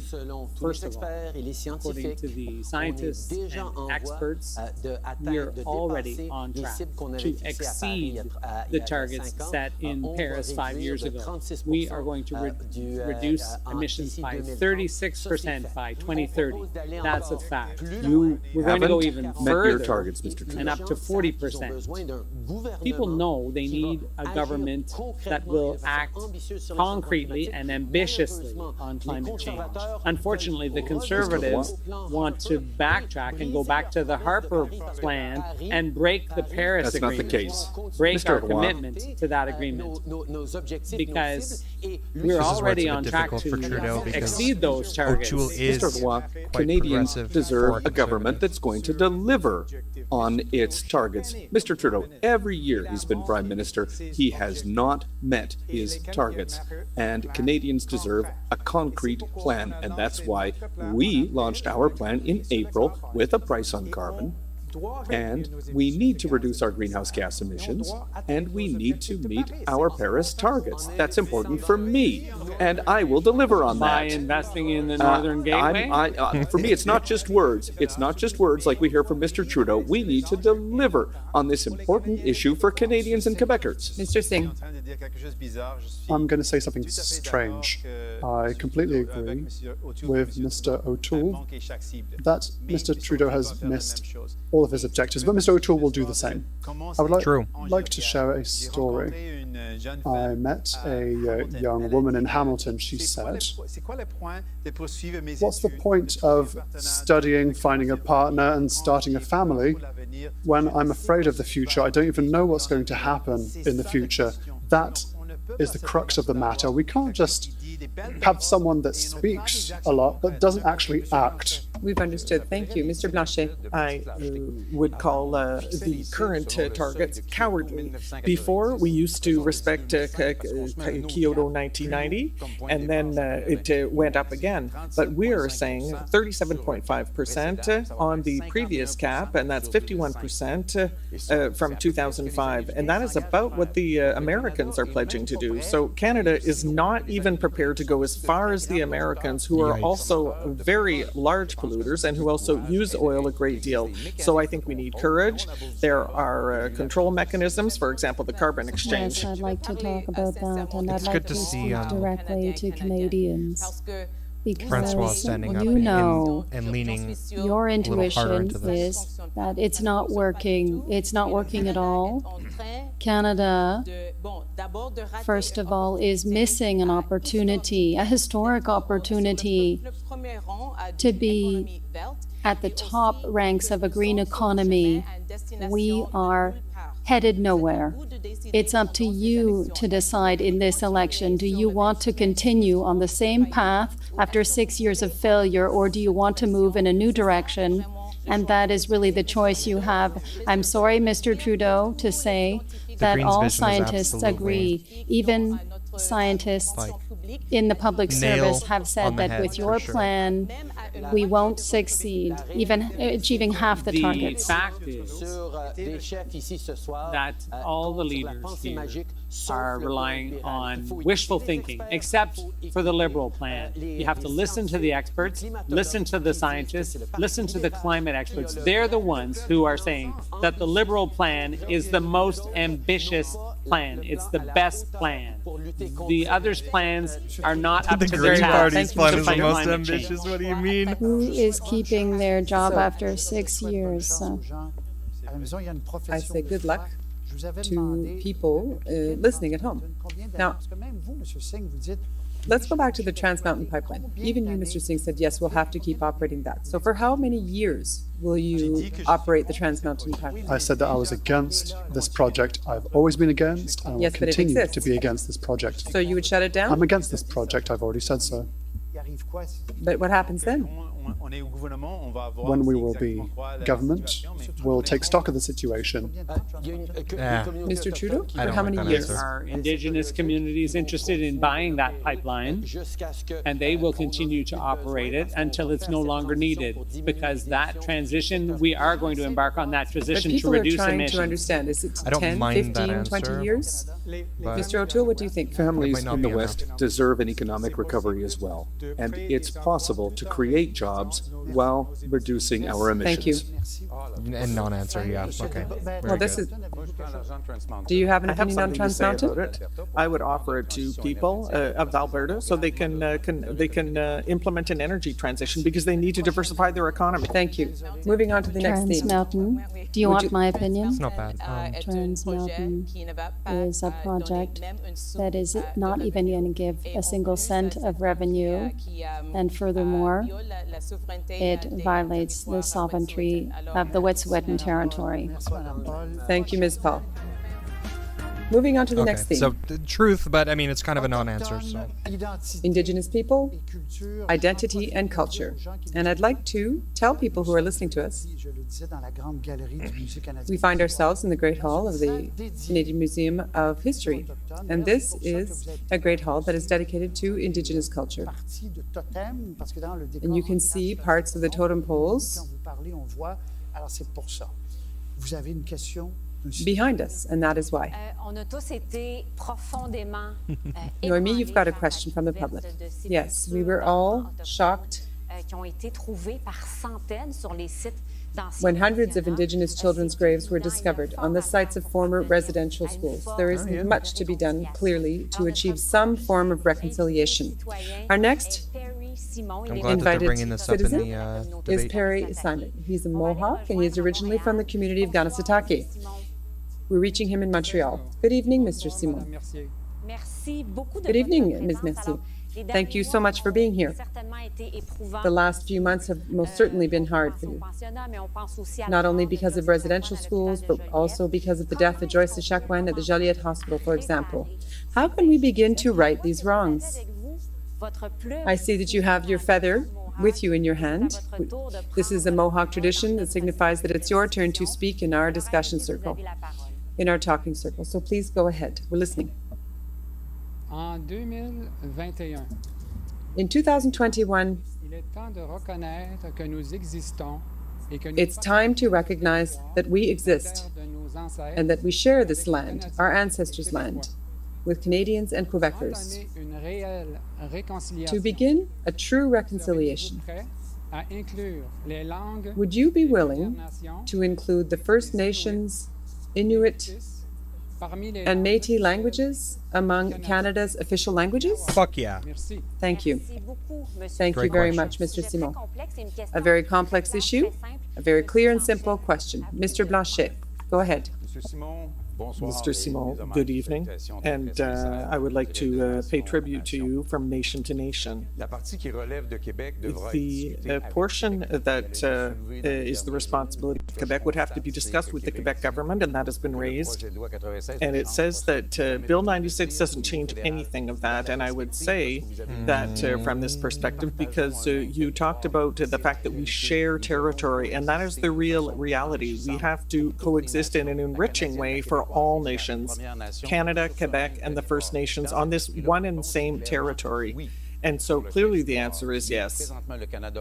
On the territory, which is currently Canada and Quebec, Indigenous languages must receive official recognition and must be under the jurisdiction of Indigenous people. I was expecting a little bit more of a nationalist answer there because Quebec is very, very nationalist. The fact is that we have worked with Indigenous people all across the country to develop together an official status for Indigenous languages.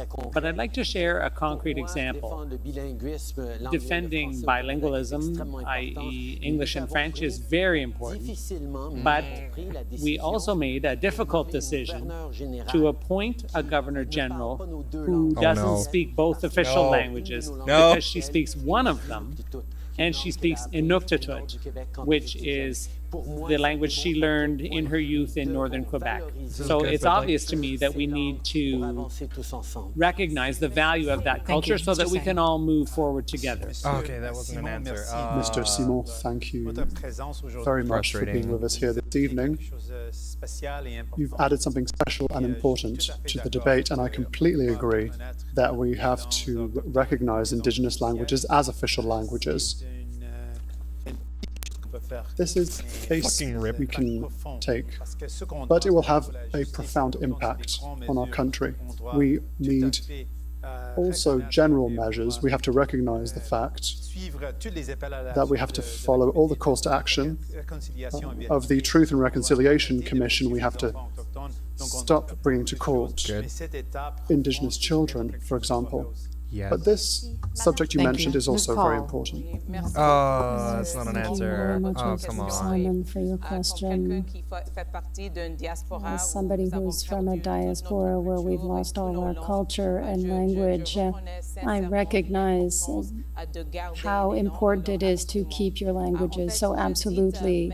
In fact, I hesitate to even comment on this because I'm always trying to give our platform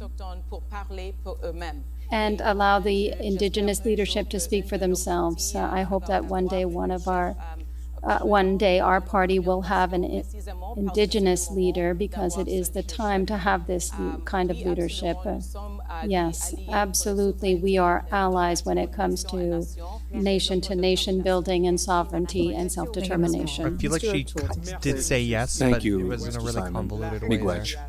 Reconciliation is a priority for all the leaders here tonight. My first question in the House of Commons as opposition leader was on reconciliation, and we need to act on the calls to action in the Truth and Reconciliation report, and I will act. When it comes to language, we need to deliver specific services in traditional Indigenous languages. And 2 weeks ago, we announced a historic investment in mental health for Indigenous people, for services in traditional languages. Will they become official languages in this country? Should they be recognized officially as official languages in Canada? We have two national languages right now, but it's possible to have services in Indigenous languages. Nope, not an answer. Nope, that's a no. That is a no. Simon, thank you so much for having joined us tonight. Francois? You were courageous and eloquent. And Anna Thank Paul you very much. had the best answers there. I'm actually a little disappointed in the NDP there. We're now going to have 2 5-minute blocks where I'm going to open up the microphone to everyone. I don't want to do too much back and forth, and I'd like to be as clear as possible for the viewers at home. So I'd like to ask you to speak about 2 important things. First of all, water on reserve, and secondly, the Wet'suwet'en crisis and treating Indigenous. The Wet'suwet'en crisis wasn't that long ago, although it might seem like it. It does feel like it was a while ago. Mr. Singh, we're starting with you. The Auditor General said again, a lot of money has been invested in this, but the boil water advisories still haven't been lifted. So what would you do to fix this problem on reserve? You said Mr. Singh, but you're looking at someone else. You were looking at someone else. I'm wearing pink today to be very identifiable. Sorry, I got mixed up there. I did mean you, Mr. Singh. Please go ahead. Thank you. I was just giving a little joke, but this is a very serious matter before us. I would like to clearly say this evening that in a rather rich country like Canada, it is completely unacceptable that we have Indigenous communities that don't have drinkable water. It's not a question of capacity, it's not a question of jurisdiction, it's a question of will. So when Mr. Trudeau started his actions at the beginning of the pandemic, he invested billions in banks, but he shattered his promise to deliver drinking water. So I'm not going to accept the fact that it was a lack of capacity.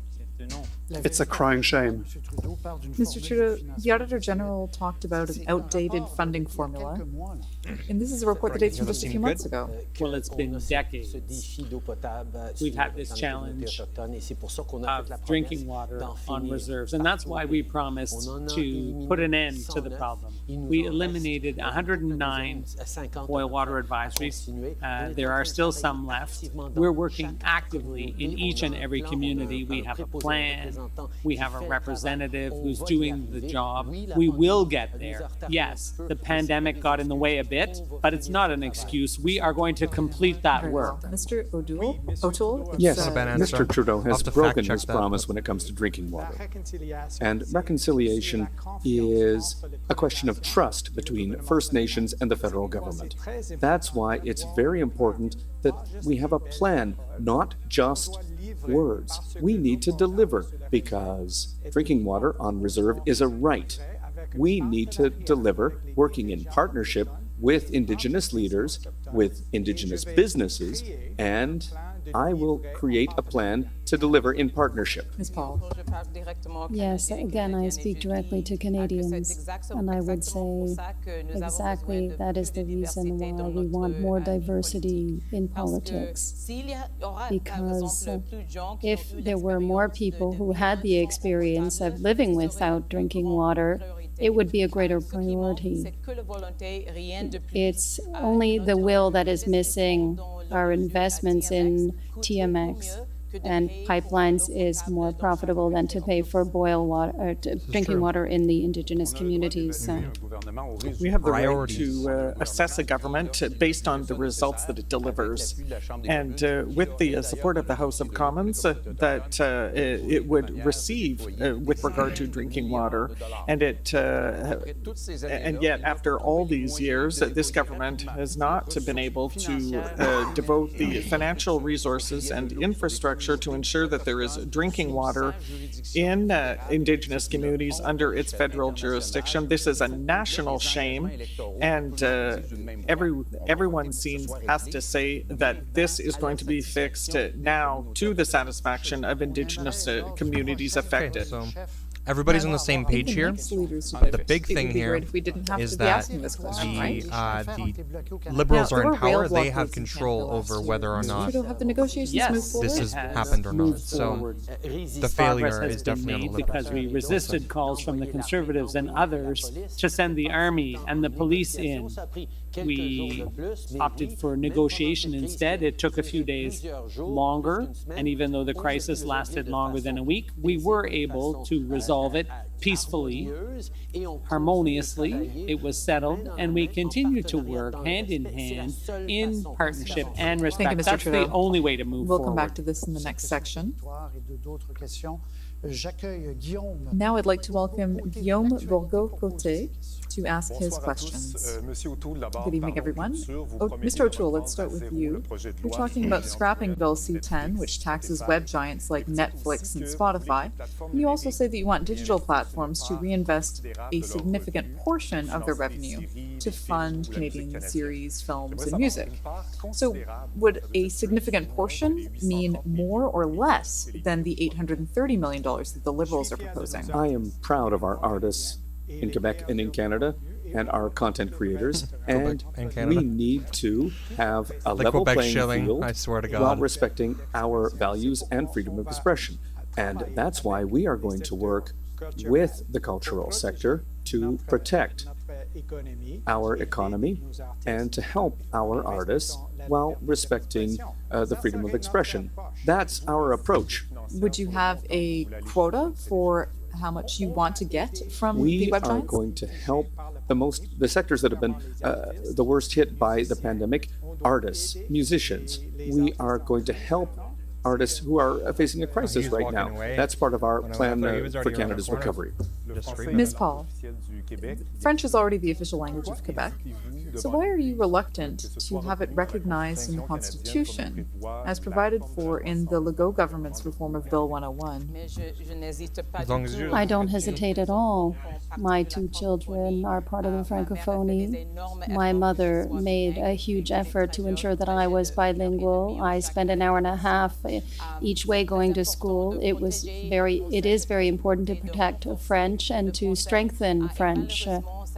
Unfortunately, it's becoming almost impossible to get a bilingual education in Canada. But I'm talking about recognizing French as the official language of Quebec in the Constitution. I didn't say that at all. If you're talking about the Bill 96, what I'm saying is that there are constitutional issues that are raised. We have to look at them, that's all. But you don't have any problem with the substance? Not at all. Okay, Mr. Singh, you've said that you're against Quebec bashing, but when one of your members supported a professor who says that Quebec culture is racist, you let it slide. So what would you say to Quebecers who have the impression that on this issue, you're saying one thing and doing the opposite? Quite the contrary. I've always said that I'm against Quebec bashing. All of our MPs are against Quebec bashing. Clip it. And we've said that this kind of systemic discrimination has no place in our society. We are against this. We will always be an ally for Quebec. We will defend the French language. We will defend Quebec's interests. That is something that is close to me, because the late Jack Layton started with the Sherbrooke Declaration, and we will continue with that momentum. Quebec has the right, has many rights. Now, Albertans watching this debate must be so fucking triggered at how much they why bring did up you not Quebec. call out your member? I had words with that MP. He recognized his mistake, and we will continue to say that we are a party that is an ally to Quebec. Thank you. Mr. Blanchet, the Court Challenges program helps defend the rights of minorities, as we saw with francophones at the Montfort Hospital, for example.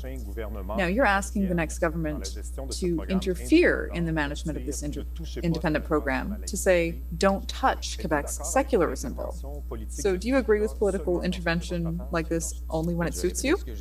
I'm going to repeat what I said during the scrum yesterday. First of all, the Bloc has always been in favor of the Court Challenges program, and yet the government entrusted it to an institution that used it as a political tool against Quebec values, saying that those who are against Bill 21 or against Bill 96 are wrong, and that is very problematic in an institution that shut down a professor, but allows the professor to speak. And I'm saying either the minister has to assume this program or the minister has to change things.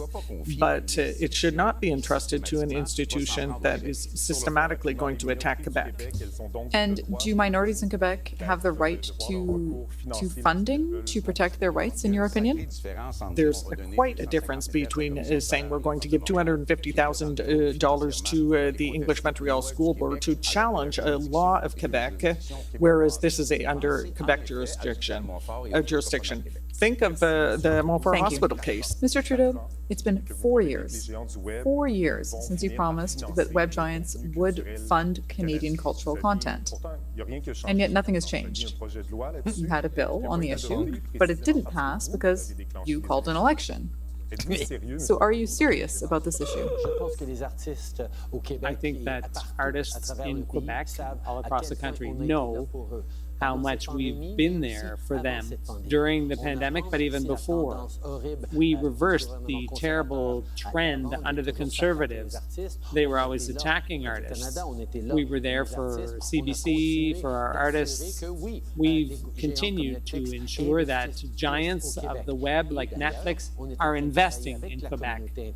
And with the international community, we've gotten together to try to make sure that all companies pay their fair share of taxes. We have Bill C-10, which we put forward, and it was slowed down largely because of the Conservatives, and the other parties were not always ready to support that. But we were there for artists, and we will still be there. Thank you. There was legitimate problems with it. No. The Conservatives were being pretty obfuscational Radio there, Canada to be fair, that really shocked a lot of people recently. A lot of fear-mongering about things that aren't Now, necessarily in the name of actually reconciliation, a school board in Ontario burned books. I'd like to go through here one by one, starting with Mr. Blanchet. Do leaders need to have a clear position on this type of action? Of course. And I'm fairly satisfied, though, because what I said yesterday with regard to Montreal that said that I should recognize the Quebec Nation or the Providence School Board and saying that it's not a good idea to burn books. And I'm happy to see that everyone agrees. I think that we have to have the courage to affront something that in the past in global literature says might not be politically correct today. And we still need to teach young people and to prepare them for the future. Mr. Trudeau, was it not your job as leader to clearly denounce this yesterday morning? Because you can't do anything in the name of reconciliation. Absolutely. And I did clearly state that burning books was unacceptable. At the same time, we're not going to tell Indigenous peoples how they should feel. There's a balance to be struck, and that's very important. This is some breaking news, I guess. Burning books is always unacceptable in a society like ours. And we need to focus on reconciliation without attacks, without taking steps like that. Was this like Indigenous people burning books in like protest of something? Because like, whatever then. Yesterday was a Jewish holiday. I'm Jewish, so I wasn't aware of that until today. Obviously, there are better ways to express oneself, but we know that there's a great deal of frustration, on the other hand, in Indigenous communities, in the Black community as well. We've been waiting for decades for action, for criminal justice changes. People get frustrated, and the time for action comes. And I hope we'll be able to find better ways to do that, but we need to find solutions. Mr. Singh, I want to hear from everyone here, so we'll go to Mr. Singh. I don't think that it's a good idea to burn books. We have to retain history, to remember what people did in the past. I deeply understand that Indigenous peoples had a lot of problems with how their culture was taught when I was young. The way Indigenous history was taught to me was not respectful, did not follow Indigenous teachings. And so we need to have a serious dialogue on how we must teach Indigenous people's contributions. Mr. Trudeau, the woman who initiated this action is on the Liberal Indigenous Council, but she no longer is that correct? Who resigned from her position. And in fact, she was not even Indigenous. So what? Sometimes you can go a bit too far, even with good intentions. I'd be very careful when contradicting or making decisions about how a person identifies themselves or not as belonging to a certain community or not. We have to leave a lot of room for personal identity. I'm not defending anything here, but I think everyone should be very careful. Just to conclude. True. Be careful. He says he imposes things on the Indigenous peoples. So why is he doing the same thing to Quebec? Because I am a Quebecer. That still doesn't give you the right to impose things. You keep forgetting, I'm a Quebecer. I'm a proud Quebecer. I've always been a Quebecer. I will always be a Quebecer. And I will always have a say in what happens in Quebec. You do not have a monopoly over Quebec. Many of us represent Quebec in the House of Commons. And I'd like to say to you this, Mr. Blanchet. Quebec. Oui, baguette. When you say, Mr. Blanchet, that you don't want any interference from the federal government in Quebec, and I'm the only leader who can replace Mr. take the Quebec government's record as if it's your own. It's a contradiction. You have no right to consider me not a the Quebec democracy is heard in the National Assembly and of Quebec. in the government of Canada. Yes, Mr. It doesn't Blanchet. always go. It should not go against the National And Assembly's Mr. will. Blanchet, Mr. O'Toole, I am please the quickly, only you have 20 leader seconds. who can replace Mr. Trudeau, and we have a plan, and we need to listen to Quebecers. We need to act for Quebecers. A plan and a contract. Well, it's normal for debates to pick up some speed like this. Let's move on to the next theme. I don't know, two will be like, oh yeah? I'm not from Quebec. Justice and foreign affairs. Naomi has a question from the public. Yes. The evacuation operation in Afghanistan has ended in chaos. There are 1,250 Canadian nationals and their family members who remain trapped there. To this number must be added almost 10,000 Afghans who collaborated with Canadian forces and who now fear for their lives with the Taliban in power. Catherine Rusk is the sister of Captain Nicolas Godard, who was killed in action in Kandahar in 2006. She joins us from Vancouver. Good evening, Ms. Rusk. Good evening. You founded an organization to help Afghan civilians who supported Canadian forces. You are trying to bring in the interpreter who worked for your sister. You have a question for the leaders this evening? We're listening.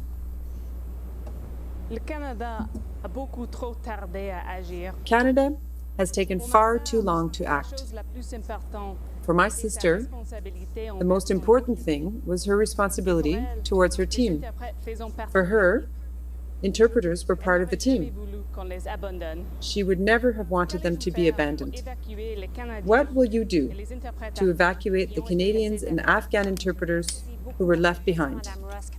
Thank you very much for that question, Ms. Rusk. Good question. Ms. Thank Paul, you very much for that you have question. the first response. And I say sincerely that I never would have called an election when we had Canadians and people who supported us during our mission in Afghanistan. This whole debate really is had already asked all the leaders whoever of can the say, parties I to wouldn't have take called the part debate in the an most. emergency I wouldn't have called the but debate. you are Not quite me. right. No, I wouldn't have called the Canada debate. must respect Oh, no. our promises, the promises made. We must do that. Otherwise, we won't be allies, we won't have international partners. It is now the time to focus on the evacuation of our citizens and those who helped us. Thank you very much. Mr. Singh? Thank you, Ms. Rusk, and thank you for your family's service. What has happened is simply inconceivable.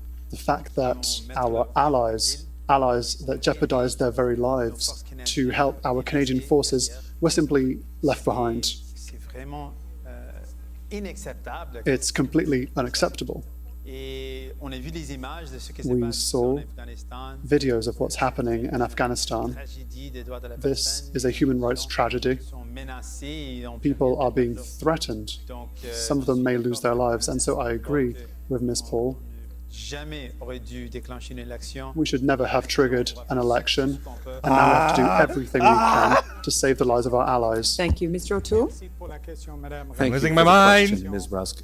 The situation in Afghanistan is very sad for women and girls there, but also for our military families and our veterans. Election thing is so and unnecessary. unfortunately, Mr. Trudeau has abandoned our interpreters and our workers on the ground there. And unfortunately, months ago, our veterans asked for an action plan on Afghanistan, but Mr. Trudeau called an election. He ignored the problem, and as usual, he did nothing. As a veteran, I will act in our interests here and around the world. You're drinking in, guys, okay? Every Thank time you. they bring up the election, Ms. Rusk, take a shot. I You're gonna be fucking understand white girl your wasted in pain like and 3 frustration. minutes. Canadians made a lot of sacrifices to improve the lot of women and girls and the Afghan people, and your family sacrificed more than any family should ever have to. So I understand your pain and the desire of all Canadians to continue helping Afghanistan out, and that's what we will do. We did act quickly from the very outset. We had an evacuation plan. We evacuated 3,700 people, a lot more than our European allies did, and we will continue to be there to help Canadians who remain behind, to help them get out, and thousands of other people that we will bring to Thank you. Canada. Mr. Blanchet? What should we do, Ms. Rusk? First, we have to recognize that Canada is not an international power. And that's a problem because it means that Canada cannot act except by working with allies, and Canadian credibility in the past years has deteriorated, especially with the United States. And Saudi Arabia is a pitiful example of this behavior. There are 90 countries who would say that they would not recognize the Taliban regime and that are ready to exert pressure, but we need concerted pressure to means that the Taliban monopoly over the interpreters should Thank you, ease a Mr. bit. Blanchet. Thank you very much, Ms. Rusk, for having given us this message this evening. Have a good evening. So the Thank you, Ms. Liberals Rusk. there, Thank you so much. it would be their I now failure call once upon again because they're in power, who's and going any to other have, who party has that questions for the has leaders. mentioned that they would have acted on it, I guess, would Good have a evening. little bit of an edge here. Mr. Blanchet, I'll begin with you. When it comes to immigration, you want to prioritize welcoming French-speaking refugees in Quebec, but we know that the majority of refugees abroad do not speak French. What would you do about them? I would like to say something. I want to Canada stop penalizing francophone students, foreign students who come here. Those who come from Africa, 90% of them are being turned down, and yet they're francophones and they want to come to Quebec. So it's a type of discrimination against them that really harms the French language with regard to welcoming refugees and immigrants. As I have said many times, I am extremely open to that. No, but your platform talks about welcoming French-speaking refugees. Does that mean that Quebec would welcome less than its share of refugees? It means that we do everything that we can to accept as many as possible. It doesn't mean we're not assuming our responsibility, and we're coming back to the same issue. What can we use as resources to teach French to those people who come to live in Quebec? Thank you. Mr. Singh, good evening. You want to become Prime Minister of a G7 country, but your election platform barely contains a few general ideas on foreign policy. What, in your opinion, should be the first act of the next government, the first foreign policy act? If we're talking about what we can do globally, Mr. Trudeau said that Canada is still on its way up, but Our investments in economic development are incredibly low. It's not at a level that a G7 country should have. We also have to come back as a country of diplomacy that respects peace, that respects human rights through tangible measures. And very quickly on China, for example, you talk about standing up to China. And how is that, what's the difference for you? The big difference is that we had a vote to recognize the Uyghur genocide. Mr. Trudeau was not in the House of Commons. None of his ministers, none of his cabinet were there, which is a lack of leadership. You were not even consulted by the American president when the U.S. decided to keep the border closed to Canadians. How can you defend the country's interests if you cannot even speak directly to Joe Biden when it counts? On the contrary, Marie, I have frequently spoken with President Biden about the borders in order to coordinate as much as possible. But it's not for the U.S. to tell us how to manage our border, nor is it the other way around, up to us to tell them how to manage the border. But throughout the pandemic, Canadians were free to fly to the U.S., whether they were vaccinated or not. And we put measures in place requiring quarantine when the Americans didn't. With respect to your relationship with Mr. Biden, there were only 3 phone calls. Has President Biden forgotten about you? Not at all. We spent a whole day together discussing things. As soon as he arrived, it was his first foreign visit, and we discussed the steps we're going to take together. Our relations with the U.S. are excellent. Eye to eye on most things, I would assume. So the Israel issue almost imploded your party recently. Unlike you, your activists take a hard line against Israel. Have you reconciled with them? And what position do you now defend? First of all, I don't accept the premise of the question. The Green Party is a party that believes in nonviolence, dialogue, and reconciliation. We apply that in all situations. We are also a party that believes in international law.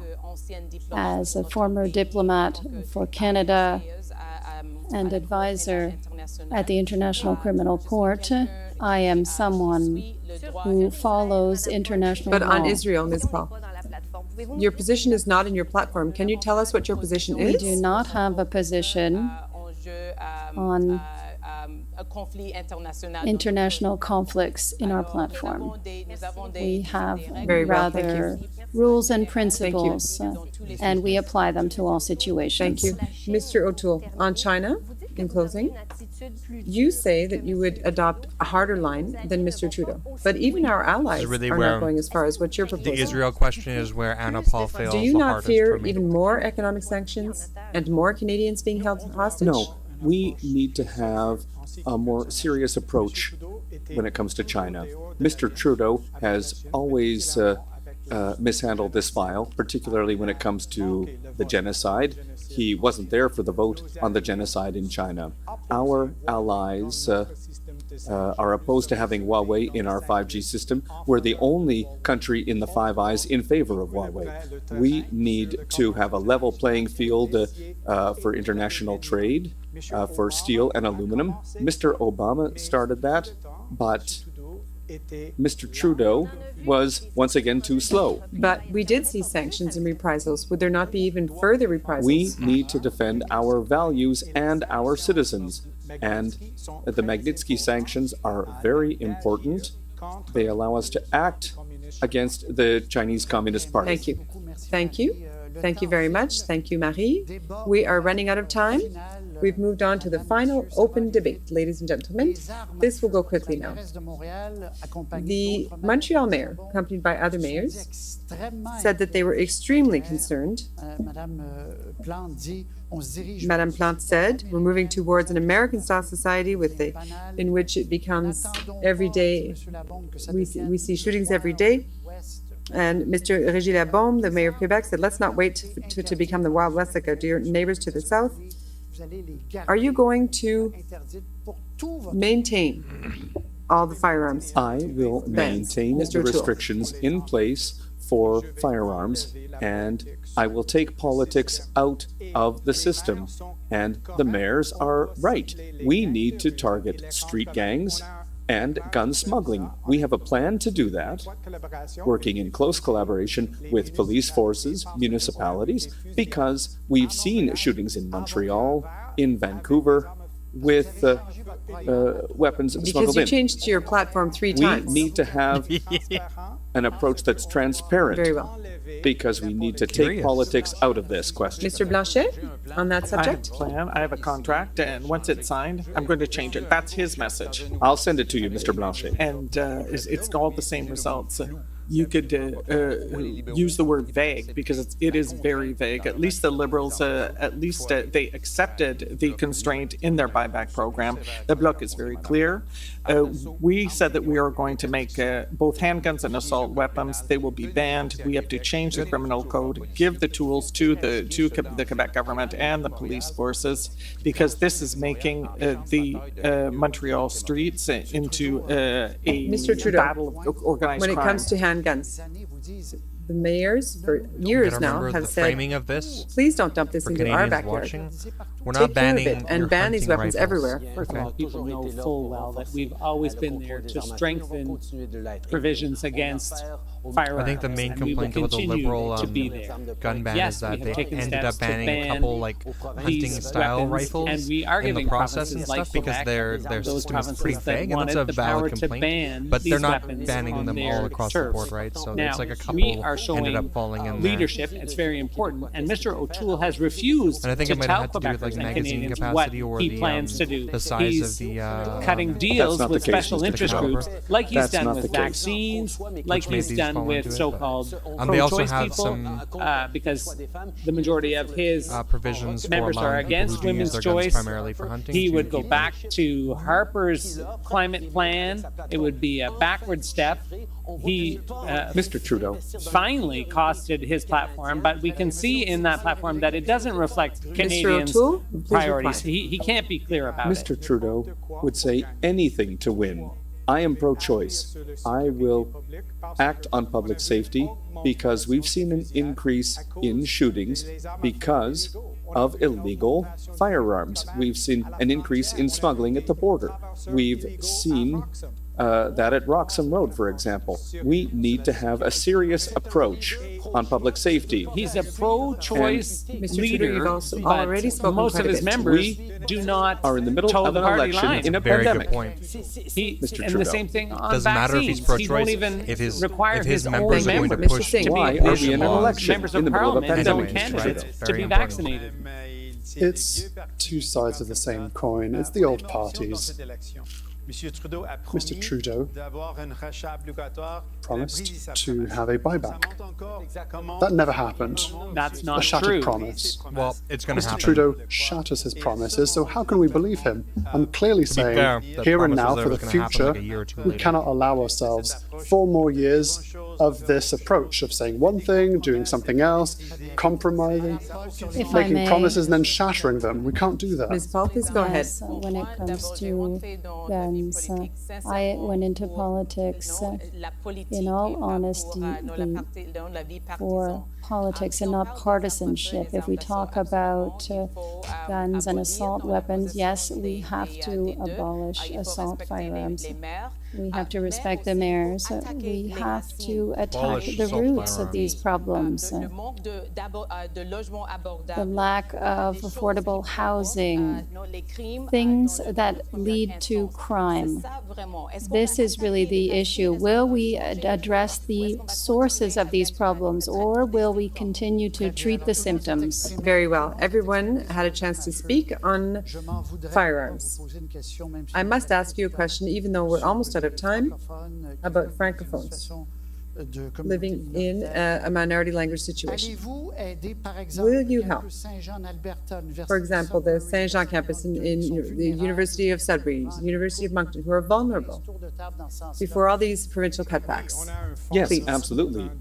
We have funds in our plan to help Francophone minority communities from one ocean to another.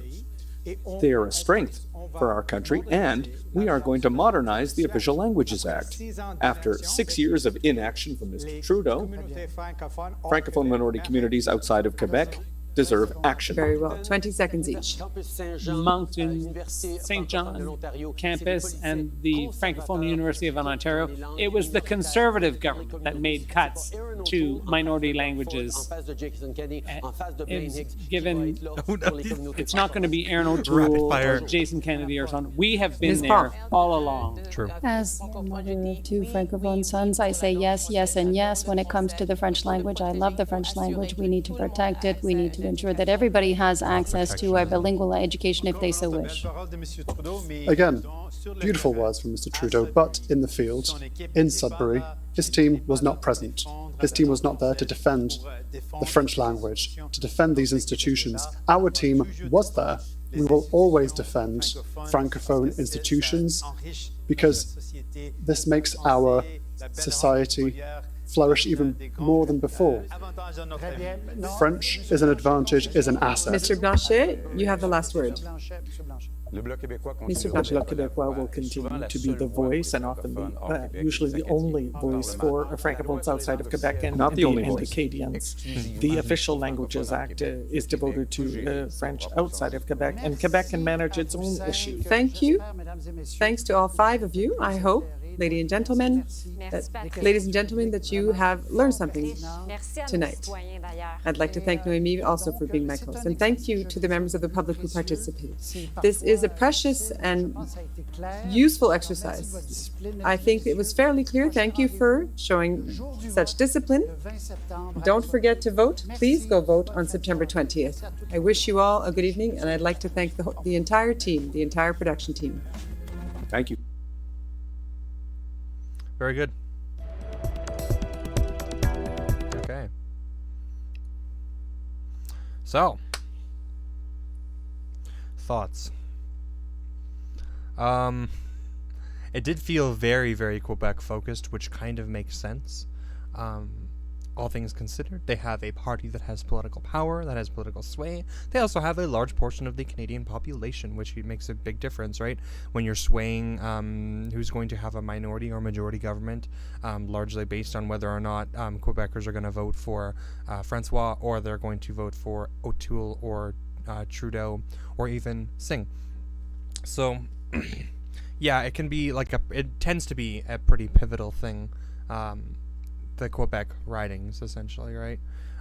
This is something that I think Albertans have to, and like everyone in the West really has to consider, because we get really triggered out here that our voices aren't heard, and there is truth to that, of course. If Alberta has a position on something and it's the opposite of that of the East Coast, which a lot of cases it is, then if Ottawa only pays attention to the East Coast, it does feel very annoying, you know, when our voices don't seem to be echoed in Parliament.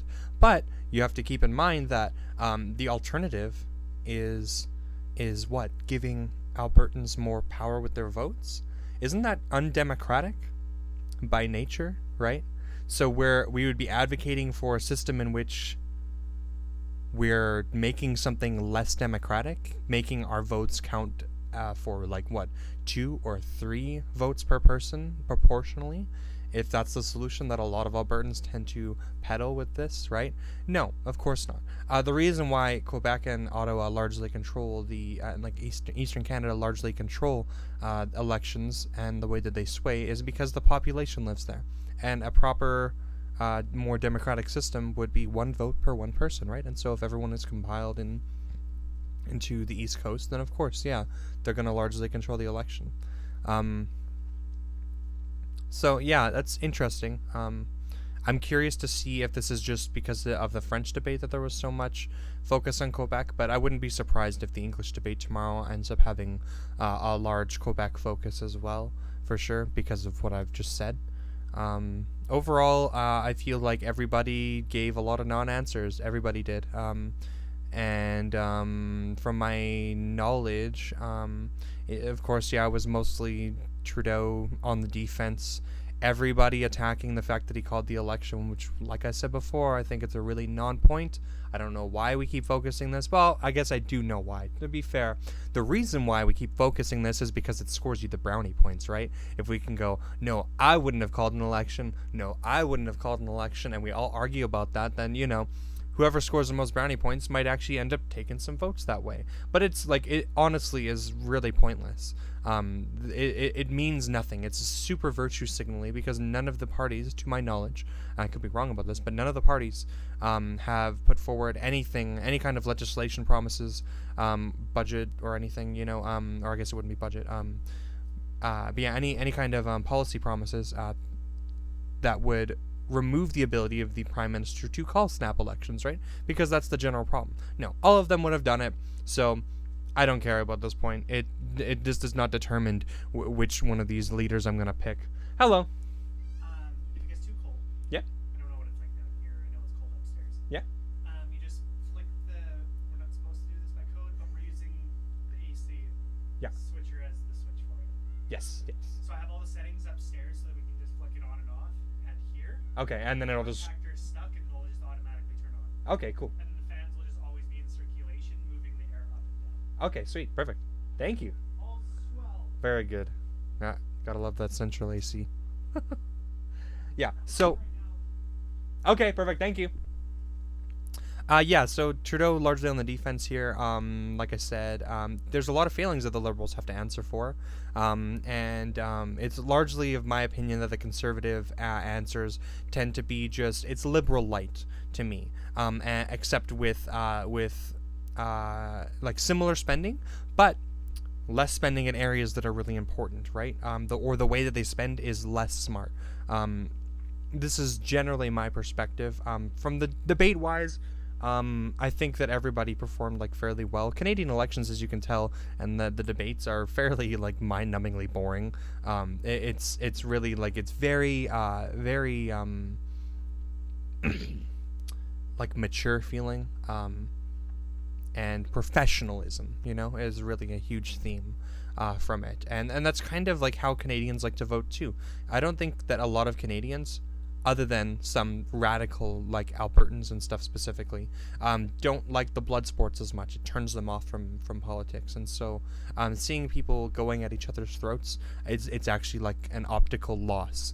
This is probably why parties like the PPC tend to do a little bit worse. At least that would contribute to some degree. So yeah. Overall, I don't even really know. When you're talking about 5 different people debating, I'm not really sure how we judge who won the debate and who lost the debate. Trudeau did like a decent job at defending his positions and stuff.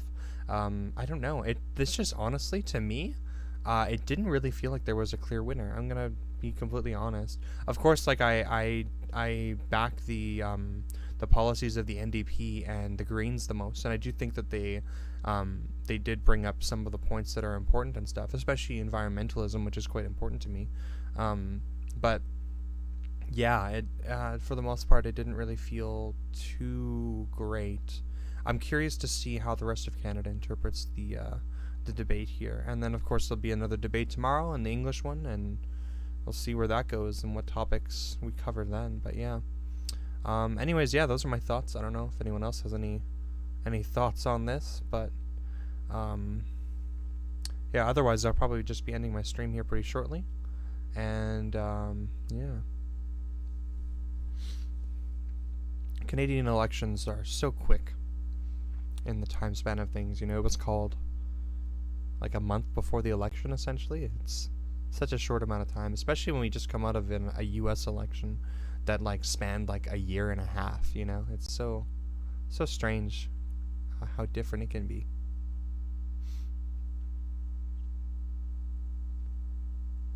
Yeah, I'll be wrapping up the stream here.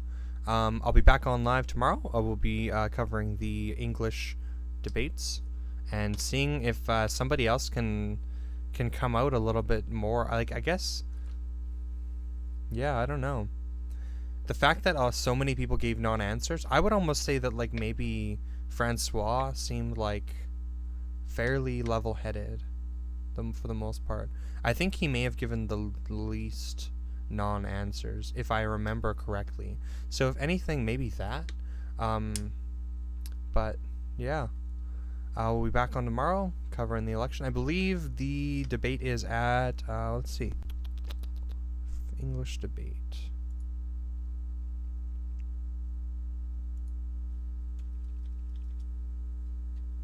La-dee-la-dee-da.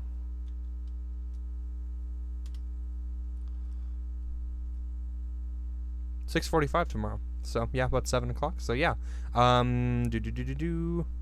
So I started streaming today in my time at about 5:45. So I'll just be on like an hour later tomorrow, and yeah, we'll cover that and see if somebody can pull out a little bit more ahead, in my opinion at least, and come out looking a little better. But I do think that the format of these debates does make that a lot harder for these leaders to come out looking better in any particular way. I think it's going to come down largely to just whether or not like what your ideology is personally, and which leaders align the most with that. Of course, with me, it would be Jagmeet and the Greens for sure, NDP and the Greens. But but in terms of debates and stuff, yeah, I don't know how to judge the debates specifically here. It does feel so just across the board. I don't know. Yeah, thanks for joining. Hope you enjoyed. Make sure you guys register to vote. Like I said at the start of the live stream, if you are already registered, you'll get a election card that looks it looks like this. I don't know if I can get that to to focus or whatever. It probably isn't focusing really great, but it comes in the mail if you're already registered. Has all your information on there, so I was covering it up there. Tells you where to vote on the back, your riding, your poll number, and you can vote by mail also before. So what is it? You can vote by mail if you apply before Tuesday, September 14th at 6 p.m. It says here. For information on other voting options, visit elections.ca. What else do we got on here?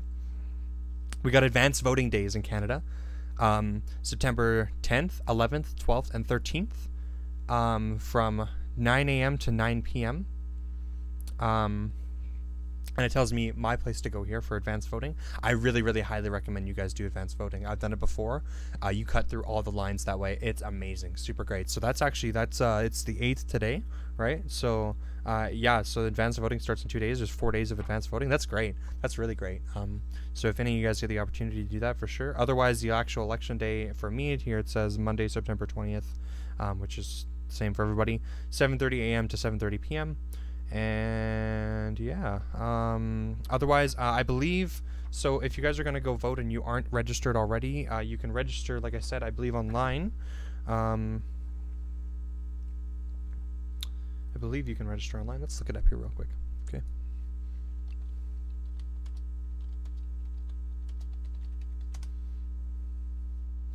Let's find out.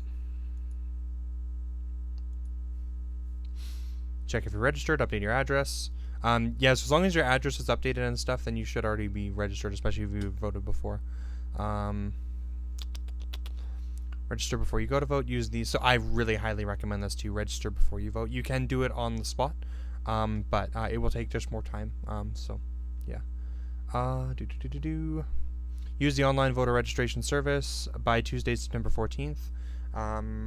And then in person at any Election Canada's office across Canada by Tuesday, September 14th. So register before you vote. So before or on. Okay, let's see. By Tuesday, September 14th. I don't know. Okay, by 6. Okay, at 6 p.m. So it's the last day that you guys can register. So make sure you register by then, just to make your guys' lives easier. And if you are too busy or whatever and stuff, don't worry. You can still register on the spot. If it's not possible for you to register early, I just really highly recommend you do. And at your assigned polling station on election day, at your assigned polling station on advanced polling days. Yeah, definitely advanced vote if you can. At any Elections Canada office across Canada by this day. Yeah, so cool. To register to vote, I believe you just need some ID. Most Canadians who are eligible to vote are already registered. You can check to see if you're registered here or call them. So see that, guys. I'm at www.elections.ca, and I'm sure you guys can find this from there. Why register before the election? Just makes it easier. Okay, bring your voter information card with you along with. Okay, so this should be the same that you would be required to have on election day as well, I believe. To vote in a federal election, you must be registered on the list of electors. You can register when you go to vote. If you register in advance, you should get a voter information card, which is probably similar to the one I have here in the mail. By September 10th, it tells you where and when you can vote. Bring your voter information card with you, along with accepted ID, to make the voting process easier. Your voter information card shows the election workers that your registration is up to date, shows a polling number to help election workers direct you to the right table.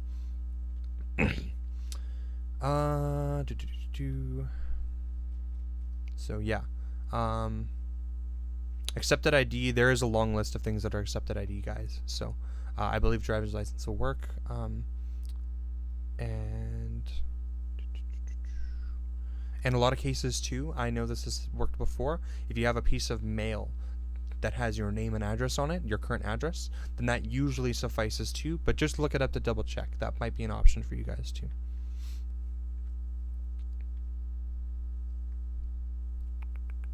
You will need to bring proof of address. There you go. Proof of address. That would be exactly what I just said. Piece of mail with your name and address on it. That will be proof of address. That will work. And a proof of your previous name and of your current name. You can also update your voter information. Sign polling station.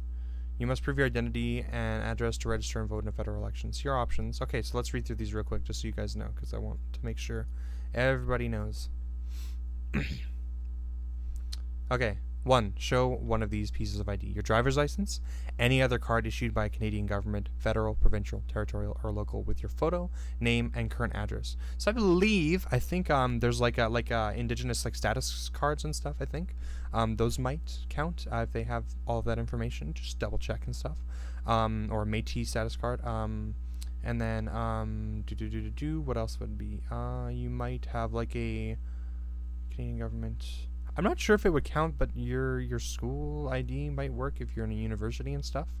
I don't know if that counts as it's being issued by a Canadian government though. Probably not actually. That would be issued by probably the school, which probably doesn't count. So probably not. Yeah, I'm kind of drawing a blank. But if it meets those criteria, just double check that, okay? Option 2. Show 2 pieces of ID. Both must have your name and at least one must have your current address. So voter information card and a blank statement. And a bank statement. Utility bill and student ID card. Okay. So student ID card might work if you have a utility bill as well. Cool.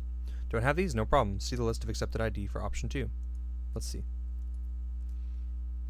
Okay, huge list here, guys. I don't know if I'm gonna spend my time going through this whole huge list here. That's quite massive. But check this out, okay? Check this website out. Make sure you guys got some of these ID to meet your requirements, okay? Option 3: if you don't have ID, you can still vote if you declare your identity and address in writing and have someone who knows you who is assigned to your polling station vouch for you. So, for example, this would work if I have like a roommate or whatever, or like someone living with me, family member or whatever, and we're voting at the same place, then you get someone to vouch for you, and then like it says, you just essentially legally declare who you are. The voucher must be able to prove their identity and address. So one person has to, like, that person who's vouching has to like meet these other requirements here already. So you can't both be like vouching for each other. And then a person can only vouch for one person, except in long-term care facilities. Cool. Oh, that's why. It's a huge list down here. Okay, cool. So we got that all figured out, guys. Perfect. Make sure you guys are registered to vote, and you go out to the polls September 20th. Like I said, advanced voting is on the 10th, 11th, 12th, 13th. Figure out where you're voting, because each riding is going to have its own places to vote. And yeah, go out, make sure you make that difference for sure, guys, okay? Thanks for dropping by the stream. We'll be streaming tomorrow again, covering the English debates. And yeah, let's see. Just going to read chat here before. We have Infinite obsidian in the server now. Very good. Oh boy. That's good, because I think obsidian was a pain in the ass to make, right? Also, we have power. Very good. Okay, I'll have to check out the Minecraft stuff that's been going on there on the server. Very good. Cool. Thanks for dropping by, everybody, and have a good night.